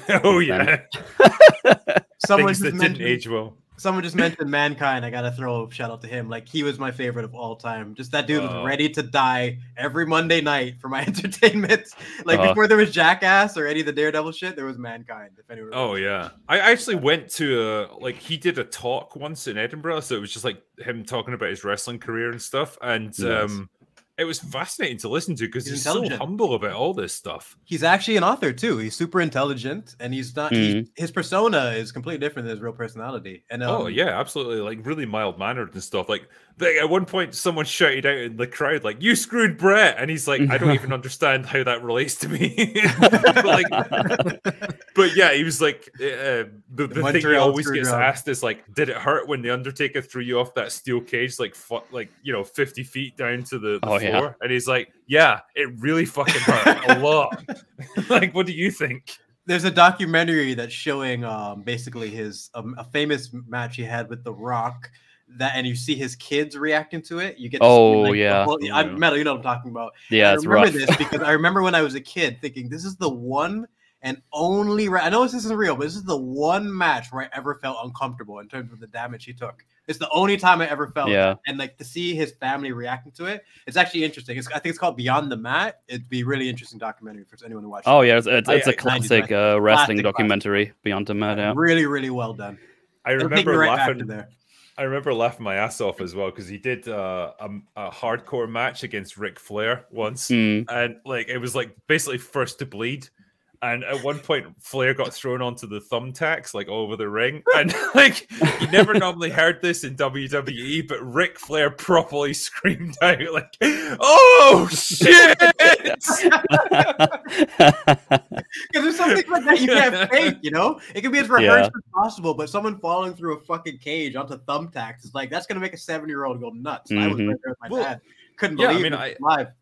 Because like I interviewed Chris, that's one of those things you can't fake for the audience or whatever. Like you just have to write it out and take the pain because it's going to hurt like a son of a bitch, and just get through it. You know, Chris Jericho was one of my favorites back in the day because he was Canadian. My first email I ever made was Y2J, like it was a tribute to him. Y2J because my name starts with a J, right? So yeah, I just remember that. It was an awesome interview though, by the way. No, he was great fun to talk to. He obviously had an incredible career. Like I only had like, I don't know, 40-50 minutes to talk to him, so it's like, how do you summarize a 20-year career in that time? That's tough. It was really tough, but he did a good There's like a million things I wanted to ask him about, but it's like I've only got like so much time with him. I would have joshed him about 90s, right? Like locker room stories and all the drama. I could talk about that for hours because it's just I find it an unbelievable part of history. I can't believe it existed. I kind of got the vibe off him pretty quickly. Like he didn't want to dish the dirt on anyone. Like he didn't want to like, oh, this guy was a fucking asshole. It's like the worst guy I've ever worked with or whatever. Like he was kind of like very much guarding his bases, and I don't blame him because he didn't know me or anything. So, but yeah, Mr. Lucas asking here, Drinker, are you a fan of the darts? No, I'm absolutely not. I find it boring as fuck. Sorry. Jeff Romantic says, have you seen Night of the Comet? Rewatched it for the first time in years the other day, and apparently it was the inspiration for Buffy the Vampire Slayer. No, I'm not familiar with that. Seen that. No, I thought Mauler would have known it. Why don't you know it, Mauler? What was it again? Night of the Comet. No. Yeah.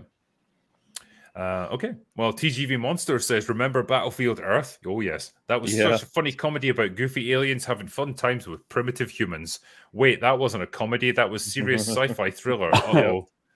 Yeah. Yeah. That was a Scientology project, really, wasn't it? It was like that's the only reason John Travolta got involved in it. And you know, he really gave it his all as an actor. I'll say that.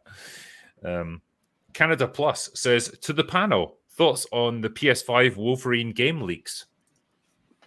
You guys do the gaming. You know about this stuff. Sorry, what about gaming? Like, we can't assume it's going to be the worst thing ever. Like, a lot of people are taking a lot of the information to be bad. Like, there's crafting in a Wolverine game, or that there's going to be stealth, you're climbing around rooftops and stuff. And it's like, wait a minute, why is this so like Batman, or something that like you feel like a reinvention of the mechanics should be at hand for Wolverine? You want something more raw, vicious, and just I don't know, something different than what we've seen with a lot of other games. I will say they have med packs in a Wolverine game. There are things that are not comfortable. Like healing factor. Exactly. So, I try to do this with literally everything. I'm like, all right, we'll wait until it's out. But like, I'm not exactly filled with encouragement from seeing the initial like teaser trailer where he's in like the bar. I was like, ooh, this looks really cool. And then I'm like, wait, it's not, it's a fucking cutscene, mate. There's nothing. And then you see all these gameplay leaks, and you're like, So we'll try and wait. It looks like a Spider-Man skin. It just looks like too many other game formats that we're very familiar with, instead of being something kind of, I can't believe I'm saying this, but I recently played the 360 Wolverine game, and like, it was really fun. Yeah, those are fun. Is that the Origins one? Fucking, yeah, way better than the movie. Oh yeah, And so you kind of wanted that in like something like you're an exposed nerve, right? And they bring the graphics up to tear away flesh and see it regenerate on Wolverine, and then also have you just tear people apart, which, as far as I'm aware, is still in there. So we'll see, but I'm not exactly filled with confidence, is how I'd put it. Sometimes you can just tell, like, if they have it right. You can have the signs. Like, I remember when I saw the title for Logan, that they called it Logan. I'm like, okay, like the movie, like after 17 years, they finally figured it out. The fact that they're gonna call him Logan means that they actually understand this character and what needs to be done right. So just from the title of the movie, I was excited for that movie. Where like this is the opposite of that, where you just can tell all the bad signs that are just gonna push you in the wrong direction. Like, not anything really original. And I did play the games you were mentioning back. Like, they had a proper system for them that was like aggressive and fun. Just copying like Batman, Assassin's Creed, like, that's not the way to do it. Well, I can't wait for him to be replaced by his daughter. If they were going to do that. Oh, wait, that's basically everything now. Yeah. Getting mixed up. But Logan's one of the few stories that actually did passing the torch properly, in my opinion. So I think they could have did something with X-23. When you say passing the torch, I would say like it's full stop to the end of a story, Logan. Yeah. I wasn't expecting there to be a sequel with her being the protagonist. That's what I mean. I don't really need it, but had they want that opportunity, at least you have a better base for it with her than a lot of other people. Where's the safe land they flee to? It's supposed to be a paradise. Where's they going? Canada. Canada. I love this idea as well. Because in the movie, it's like this multinational, nefarious conglomerate, like pharmaceutical company that wants to exploit the mutants and stuff. Poison and it's like, the world. we can't let them get to the Canadian border because once they get there, they're untouchable. It's like, motherfucker, like, just go into the woods and get them. Jesus. Yeah. The next question is from Kevin O'Neill. He says, with all the fun that folks are having with the recent public domain changes, one has to wonder what new sex act will be named the Steamboat Willie. Oh, no. It's hot and steamy. So much potential. Yeah. Master of Puppets says, Hail Drinker, two relatives have published books available on Amazon. Imagining Jesus by Natasha Rendell, a historical fiction novel based on the life of Jesus, and a fascinating read.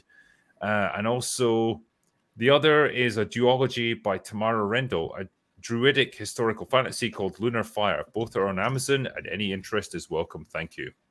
There you go. Thanks. Avarith says, Drinker, you should watch Stargate episode 200. It's the episode that the writers make fun of Hollywood, thinking their audience is dumb, lazy writing, and cameos for the sake of views. Was parody, and it's now reality. I remember that episode. It's pretty funny from what I remember. Is that where they take the piss out of Farscape and stuff, or is that a different one? I think it's where they basically do Stargate as an action movie, and they're like all these weird tropes, like, "Oh no, we're surrounded," and then it just cuts to the next scene. It's like, "Okay, we survived." I think it's the episode.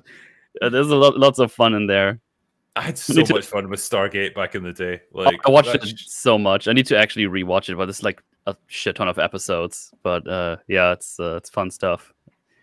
I think you could definitely tell that they were running out of ideas towards the end, but at its peak, it was great. There's like specific things I remember. It's like, oh, here's this device that can go through everything, and then one of the characters is like, well, why doesn't it fall through the floor right now? Like shit like that comes up in that show.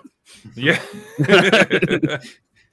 I always loved the looping episode as well, where they're just stuck in an endless loop and like O'Neill and Field, like they're teeing off golf balls through the Stargate and stuff. It's like I just hit this 10 billion miles. like, ooh, that's whatever. This is definitely a world record. Yeah. Or just cycling through the base, like I quit. Just goes away. Oh man, that show was good. Like I remember, like those days when Stargate SG-1 and Farscape were shown like round about the same time. That was great sci-fi, man. Like great fun stuff. I just feel like we miss shows like that. M8566 says, "Hail to the bar. Friendly reminder that you guys would have fun doing an audio commentary for The Mummy and for GoldenEye. Cheers." We definitely would, I think, for both of them. Future EFAT movies, perhaps? Well, that or dragging me to watch more Star Trek. People are still waiting for you to do that, Drinker. Yeah, you know what? I will text you after this and we'll set a date. Oh my god. We're gonna do it. We're gonna do Star Trek 3, The Search for Spock. The Wrath of Spock. Because you haven't seen it yet, I assume. No. You just stopped. I'm waiting for you, buddy. I'm gonna get and watch them with you. It's gonna be great. I will say as well, after doing the Lord of the Rings thing, as nightmarish as the production was, I want to do more of those. Positive EFAT movie coverage. It's fun. It's great, yeah. Just being able to sit down and watch a fun movie that we all enjoy.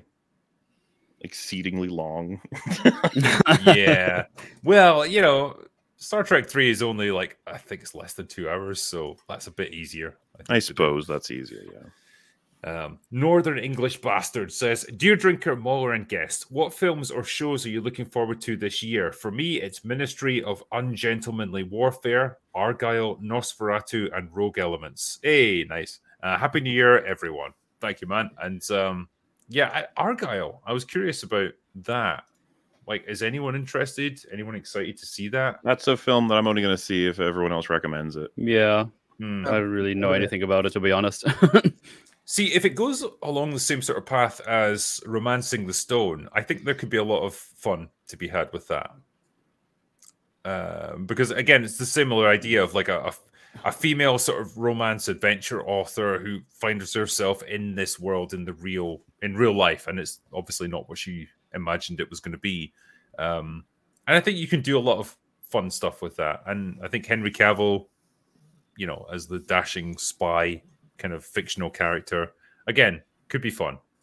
But it's all going to come down to how it's executed. So yeah, he doesn't look like he's going to be in it for long, does he? I'm assuming not. No, it seems like it's going to be like The Witcher. No, like what's his Sam Rockwell? Sam Rockwell, yeah. I think he's going to be the real life version of him, who is an awesome actor, by the way. Forward, yeah. So that's cool. It's just that it would have been nice to have seen more. Who's the woman? Henry doing something. Does Henry just get wasted? This guy's whole life is just him getting wasted. His whole career. That's all I hear. This guy getting wasted. It's just sad. Why? He's our generation's Charles Dance. Seriously, yeah. You're legit. Well, Pedro Pascal is like overflowing with contracts. He doesn't even know what to sign up for. Henry can't even catch a break. It just doesn't make any sense. Yeah, it's some crazy alternate reality. Like, how nuts is it to tell people that who are like, what do you mean he was wasted? Didn't he get? He got Superman and he got The Witcher. You're like, yeah. It all comes down to the implementation. It's like, look what they did with him. Slack Attack says, in regards to Disney's mishandling of Star Wars, who gets the blame for this? My girlfriend thinks it comes from up top, whereas I think it's shared between the producers, the writers, and the directors. Your thoughts?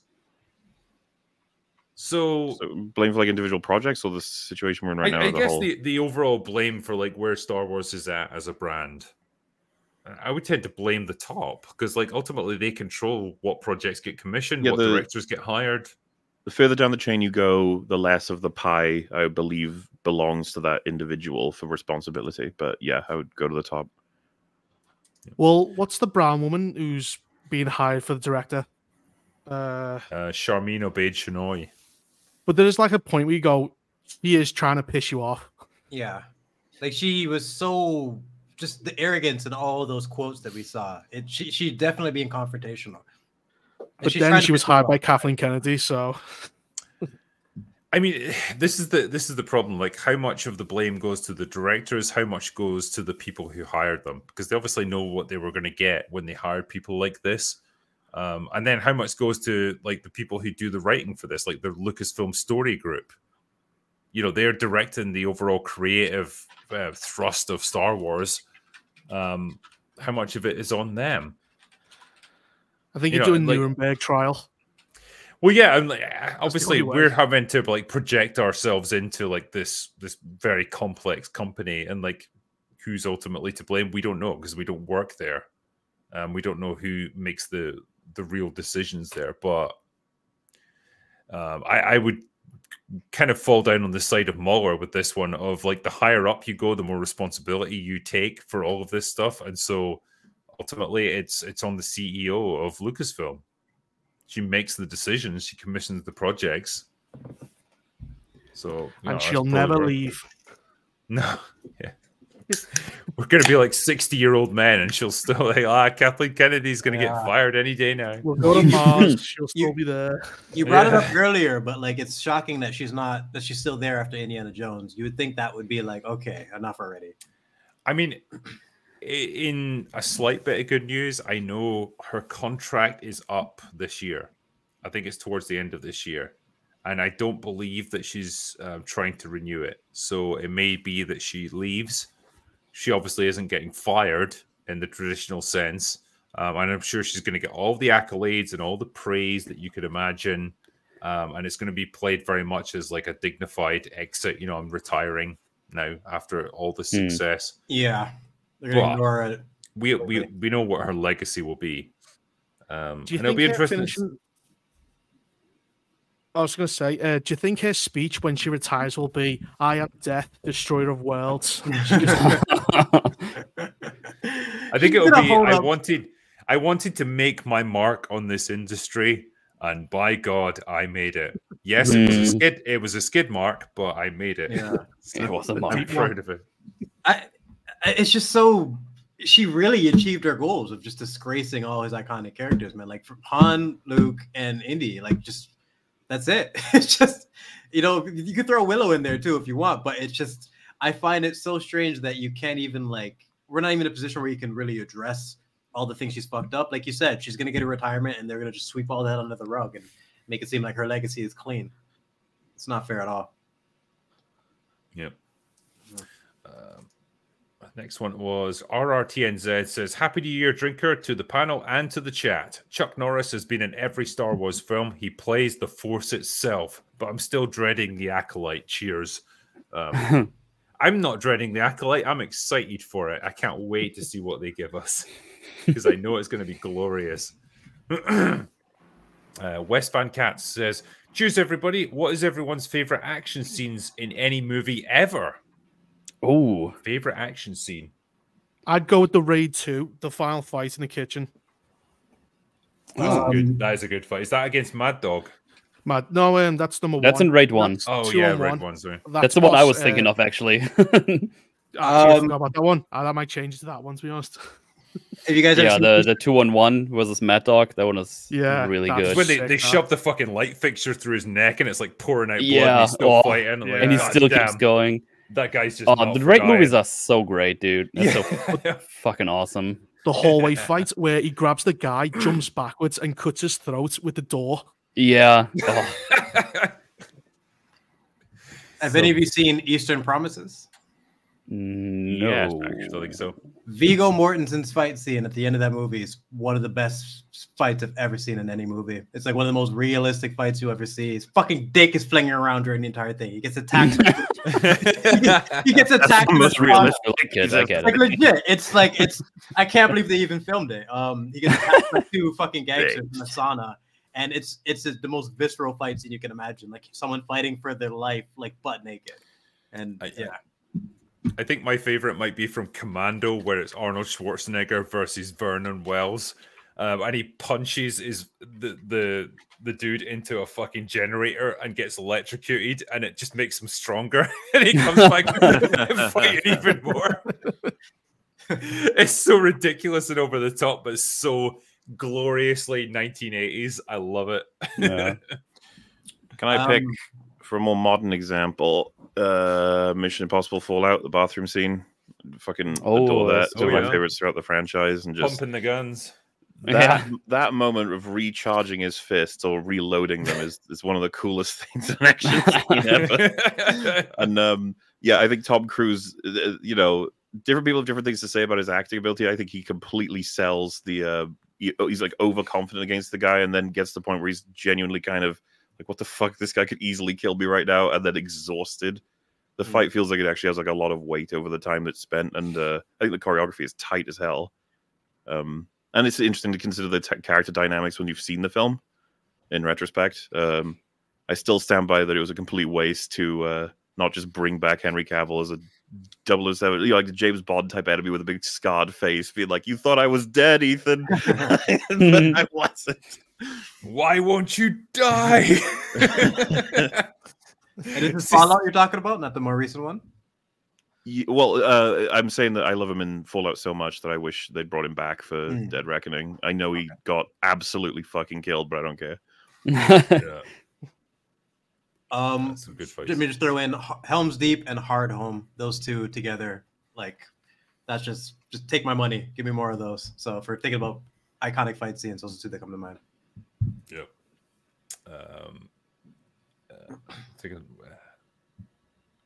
Jamaican Bacon says, "Hail Drinker and all the rest of the panel. What is a movie that you did not like at first but have grown to like? I adore Deep Impact now compared to its release." Good one. The Witch. The Witch? Yeah, you gotta watch that movie with subtitles, or you have no idea what it is. Rewatch it with subtitles, and it'd be fantastic. So that was. Is that the guy with the deep voice? Yeah, he's got Welsh accent. Yeah, he was on Willow that nobody remembers. He was in Willow, and he was the guy who encouraged Theon to like betray the Winterfell and everything. He was there. He was the guy who stabbed. Oh yeah, I know him. Finchy really from fucking The Office. Really awesome voice, and he's I like The Office is the first thing. Yeah. Like he's been in so many like awesome things since then. He was in Chernobyl as like a Soviet general as well, but like I always remember him as Finchy from The Office. Like just being an absolute prick. No, I know exactly what you mean. Yeah, Ralph Innocent. Yeah, this one's hard for me to answer because I need to like look back through my whole history and figure out which this applies to, because there's got to be stuff. It's just that it's hard to think. It's going to be something that I thought was like and then in retrospect I was like, actually this was pretty awesome compared to you know, a lot of other stuff. It's going to be something like that. I think for me, and it like it's going to sound like an obvious one, but it would be The Godfather, because I always knew it was a good film. Like I always recognized like it was a well-made movie. In fact, like, you know, one of the biggest ones in the history of cinema.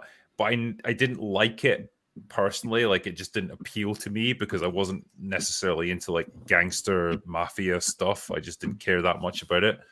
But I rewatched it recently, and like I reviewed it almost like as a family drama that just happens to be set in this world of crime and mob bosses and stuff, and it totally flipped my appreciation of the film, and just it clicked then, and I got it.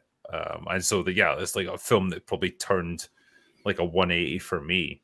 It's not like my assessment of the film changed. It was more just like my appreciation of it improved over time. Well, that was just me. What's the next one?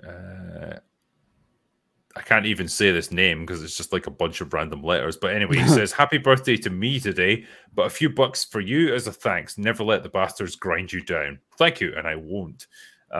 Mega Spidey Man says, "Happy New Year, everyone. Thanks for a wonderful 2023. To all of you, which is best and why? Unforgiven, Pale Rider, or The Outlaw Jose Wales. Well, I watched The Unforgiven today, and I haven't seen the other one, so I go with Unforgiven. Unforgiven's my just unbeatable Western. I will love it more than anything for the rest of my life, I'm sure, in the Western genre. Yeah. I need to up my Western game. I never really watched a lot of Westerns, so I don't know. Watch Pale Rider. Like, I genuinely would recommend that to all of you if you haven't seen it already. So did the super chat spell it Jose? Yeah. Because isn't it Josie? Well, yeah. I mean, say it whatever way you want, really. Josie Wales. Okay. Jose Wales. Yeah. I've had a few drinks this evening. The tough one for me is, like, I recognize that Unforgiven is probably the better movie, but man, I've got such a soft spot for Pale Rider. It's a great. It deals with like some similar ideas to Unforgiven, but like it's got a supernatural element to it. It's very much like High Plains Drifter, another Eastwood sort of Western. But yeah, very well done and doesn't labor the supernatural aspect too much, but like it's hinted at quite heavily. But yeah, probably Unforgiven kind of edges it out. Next one is Dragon Paul Z says, do you know that feeling when you feel like, and that's all. Sure. Yeah, sure. I feel like. I think it just happened. Yeah. Michael Whitehead says, help us, Nelson Peltz. You're our only hope. I mean, we can only hope, but yeah, I don't think he's in imminent danger of taking over the board at Disney right now. Aurora Uplink says, we need a Kill Bill spin-off series just as good. Could you do that? Would anyone want to see that? Leave it be. Just leave it. Leave it. Don't touch it. Also, isn't Bill dead? He is very dead, yeah. That's another Bill. Kill Will. The bride. Kill everyone around. The only thing they could do would be Vernita Green's daughter, the black. Yeah, I was gonna say, oh fuck yeah. And I don't even want to see that. Like, no, just leave it be. She becomes the new. No. Yeah. The Hollywood's already making notes right now. It'll be called Kill Kiddo or something, isn't it? Kill Kiddo. Yeah, Kill Kiddo. Yeah, that's so stupid to probably do it. The meme was like Kill Beth starring Ryan Reynolds, like a race swapped like version of Kill Bill, you know. But like other than that, I don't want to do like anything with it. Just leave Kill Bill. I think Kill Bill is like just it's so much. I think it. I hate when people call it an action movie because to me it's my favorite like love story that disguised as an action movie. I really think that's what it is. There's no Tarantino movies I would want to see a sequel to. It'd be like doing a sequel to Inglourious Bastards. Like somehow Hitler survived. You know, it's like I don't need that. I'd watch that movie. Mecha Hitler. Let's do it. We put 500 rounds into his face, but like somehow he made it out. Oh, man. Grandmaster Chris says, it's time a woman shapes the story, from the same company that blacklisted Gina Carano and cancelled a book series starring Hannah and Leia's daughter. Yeah. Funny how that works, isn't it? Boothiel says, Mauler, your vindication over every other podcaster finally turned on Snyder has been so palpable, and I love it. I've been enjoying the hell out of it. All the people I host podcasts with have gradually been like, that Snyder guy's terrible. And I'm like, yes. Yes.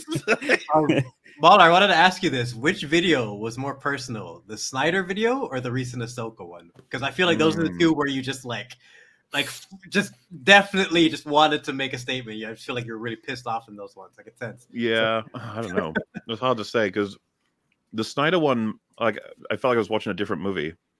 Like we all at EFAB kind of did. We were just like, what's going on? Like everybody's praising the hell out of the Snyder cut. I don't understand. And there's so much wrong with it for writing and pacing.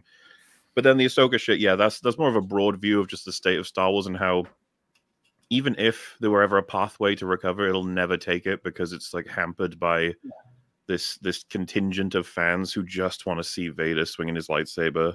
Like and it's so profitable to do that, at least more so than nothing at all, which is what they've been trying to do, or destroying everything. It was probably the Ahsoka one. Yeah, I've always said Star Wars. I've loved that since I can remember. So it's just always sad to see its current state, no matter what. a reminder of why it can't be improved because of the low standards of most of the fan base. Seeing everybody crying over Vader's thing turning red, it's just it's really frustrating. It was red though, because I know you copped a lot of heat from this, Mauler, for like posting up these reactions on your video, but it was so fucking telling of the state of Star Wars fans now that they were shedding tears over this absolute meaningless, hollow, vacuous bullshit. It's like a thing I vaguely remember. Oh my god, you're crying. I did get in a lot of trouble for that, but I didn't even like. I could have gone way fucking harder on all of those clips and been like, they're all ruining everything, they're all horrible, or whatever. But I was more so just like, everyone knows exactly what's going on. You see the substanceless content being reacted to as though it's like the fucking Ride of the Rohirrim. It's like, how is this happening? How is this possible? They haven't earned your reaction to this, but you're giving it anyway. And so at this point, it's like, why would I need to improve? What do they say when Vader did this? When Vader killed someone, what was it they were saying? He Vadered. You talking about he Vadered? Oh, fucking hell! He Vadered. It's red. What does that even mean? That's red. It's his name. Just a thing that they recognize. That's all it is. He Jedi'd. It's embarrassing. He lightsabered. It's embarrassing to be a Star Wars fan because you were associated. Oh no, my master Jedi'd. Oh man. It's sad how far standards have fallen. That's the bar that we've set now. Just like, show us the thing we vaguely recognize, doing a cool thing, and we'll clap like mindless seals. That's all we need. Yeah. Intelligent Crayon Eater says, so apparently there's supposed to be a Borderlands movie this summer. Is there any updates for this, or the plot, or the actors, etc.? Huge fan of the first two games. Very concerned that a movie will miss the mark. Is there even a story? Hasn't this been in production for like ages?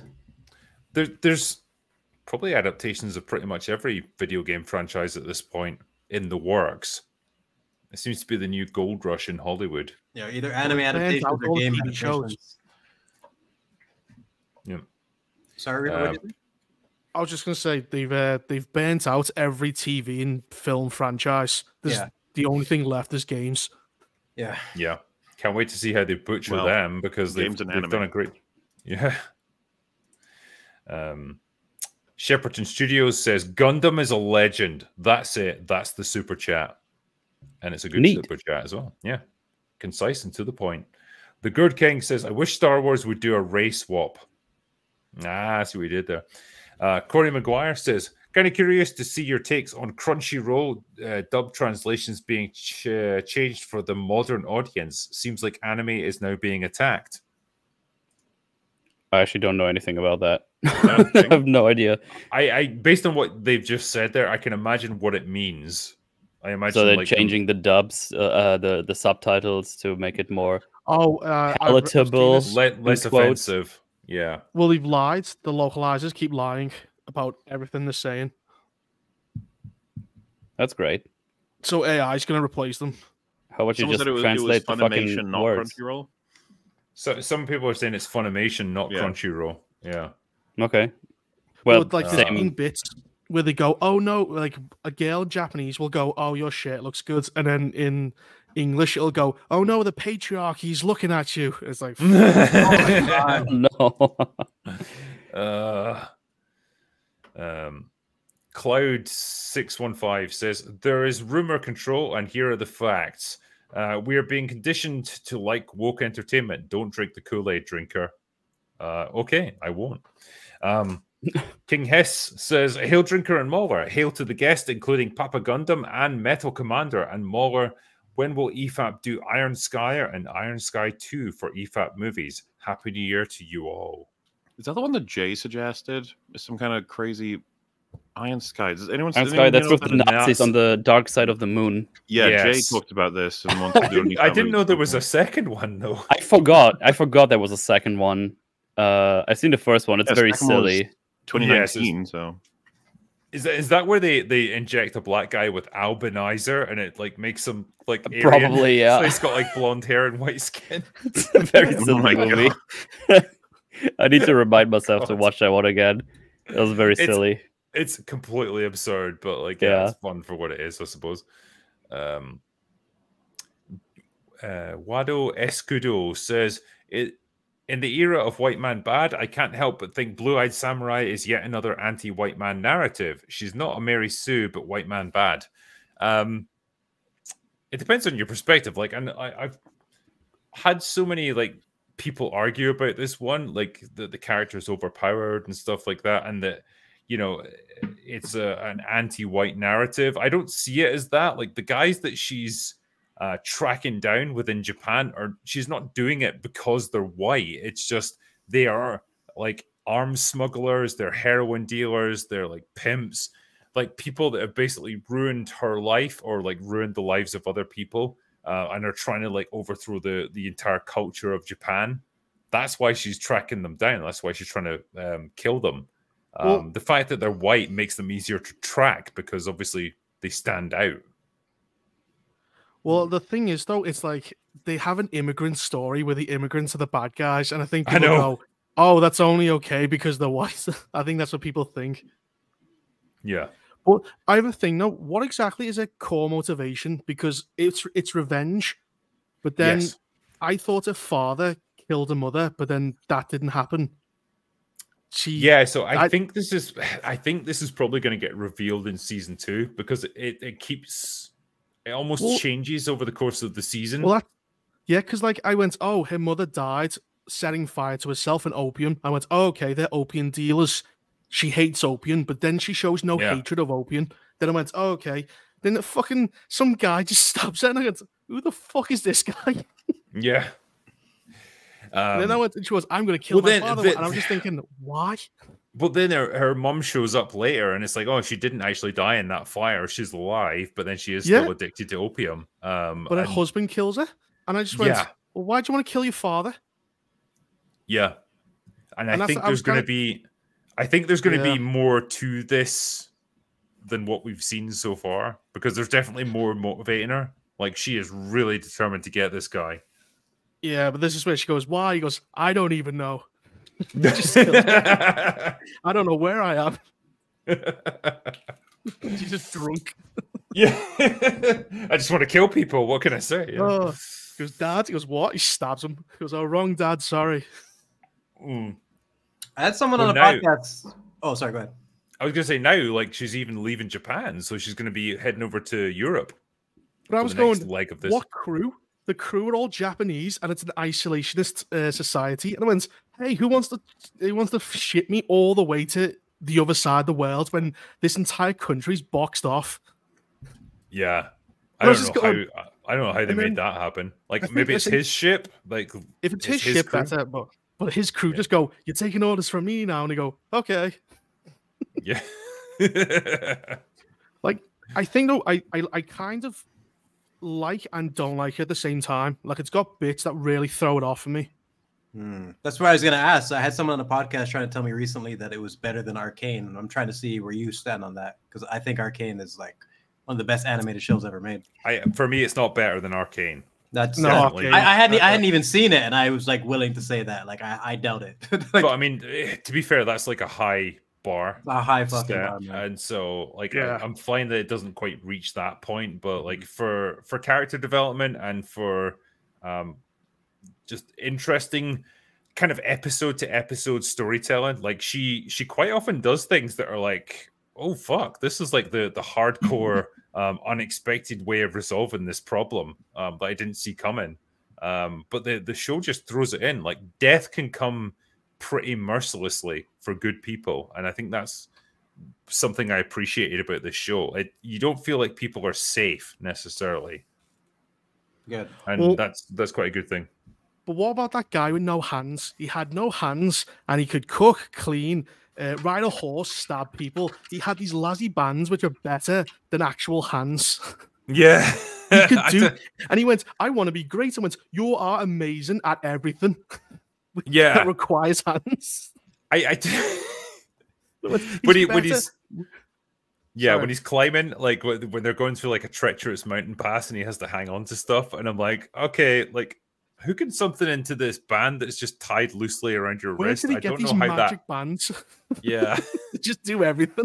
those things are not given away for anything. So, oh no, yeah, this is where the hyper like stylized element of the show comes in for sure. Where like on a technical level, it's brilliant. Yeah, because none of that stuff would actually work in real life. The same thing where she's got like an unconscious man on her back and she's able to climb up a fucking sheer wall. Okay, no human could do that of any strength. But it works within the context of the show because everything's animated, exaggerated. Yeah. So I'll reserve judgment, but like generally I enjoyed it a lot. It's not on the same level as Arcane, but it's pretty good. Yeah. I have to check it out for sure. Fortune and Glory says, hello, Drinker and Mauler. Happy New Year. I wanted you both to know that the Lord of the Rings EFAP was one of the funniest things that I've ever seen. I met my wife back in 2004 because of those films. We couldn't stop laughing. Thanks to you both. That is awesome to hear. I'm really happy that everyone loved the hell out of those, and it makes it very much something that we want to do more so in future. Yeah, it was a pleasure to be involved in it. I'm really sorry. To this day, I regret that I wasn't there for Return of the King, but the first two was a pleasure to talk. There's always the 25th anniversary. Hey, doing the whole thing again. Whodunit says, Drinker, you've got to mod Mauler and please bring Jedi Brooks on a lot more. Him, Baggage Claim, and Platoon should be mainstays on the bar. There you go. Yes, sir. We have to bring you back more. Gran Torino says, I'm definitely looking forward to a Jedi Knight who turns towards the dark side at the same time every month. I see what you did there. And Cloud says, Drinker, when are you bringing back Happy Hour? Well, I did it pretty recently. Last one was just a few weeks ago. Don't forget, I'm going to hold you to that. We'll stalk you for that one. District 9, one of these days. I hope they can do a Happy Hour with you because you're one of the only people I think gets credit to that movie as being like, it's my pick for one of the most underrated movies in terms of like some of my favorite sci-fis. I really, really, really love that movie. Never got enough credit. Tell you what, we will do it then. We'll set a date and we can do a Happy Hour on it. But yeah, the mech scene, like his last stand, like that is legit one of the best stands in cinema history. It's so fucking cool. One of the most underrated endings to a movie in terms of like, I just remember watching with my dad and being so happy that he was invested. He's like ignoring his phone and everything, like, because you don't know what the fuck's gonna happen, and like the mech suit and all the drama and not really knowing exactly how it's gonna end. I think District 9 is like top 5, top 10. Like I mean it, like all time underrated movies. I think it was mismarketed. I think everything went wrong with that one, but rewatch it, everybody who hasn't. I think the fact that you used a gravity gun to throw a pig through a wall and destroys like a platoon of soldiers in the way, like that's awesome. It's so good. It's so good. Like the things you want to see with sci-fi guns and the concepts explored, like it's so well done. Yeah. Brian Burrows says, what are your guys' takes on the anime localized issue? So I think this is something I'm not really an expert on. I don't know if any of you guys know more about it, but like, are they changing up the dialogue and stuff to make it more acceptable for modern audiences? The translation thing from Funimation. I was kind of half listening. Well, what they did was there's a video you can see online, and the woman goes, "What do you think about people complaining that you're not given accurate translations?" And she just goes, "I have a vagina." Okay. And that basically just entitles her to just change people's work. That's the most. I was just like, whoa, what the fuck came out of left wing? Yeah. I can't wait for that to be used in like criminal court cases and stuff. It's like, well, you've embezzled hundreds of thousands of dollars from this company. What do you have to say for yourself? Well, I have a vagina, just allows me to do I see no problem. Yeah. Jordan Pendragon says, I bought brand new LED headlights for my Lightspeed spacecraft. What a completely wasted investment. Well, that is true, yeah, because you're going to get ahead of the light. How would that even work? All right. AJM says, Reaper's mail order bride comment deserved more. That must have been from early on in the stream. Maybe I missed that one. That's why I highlighted Metal's joke. I didn't want anyone to miss that. Zack Snyder's blurry vision. Yeah. Grief Dish says, hey Mauler, how does the Welshman find his sheep in the long grass? Irresistible. Yes, too much. Sheep, yeah. Piotr says, I think these bad scripts went through approval chain and made it to the movies. Hence, I don't usually go to the cinema anymore. Godzilla -1 was great, though. Yeah, I can't disagree. And I'll finish up here with Gary's beard crabs. That's an appropriate way to finish any bar.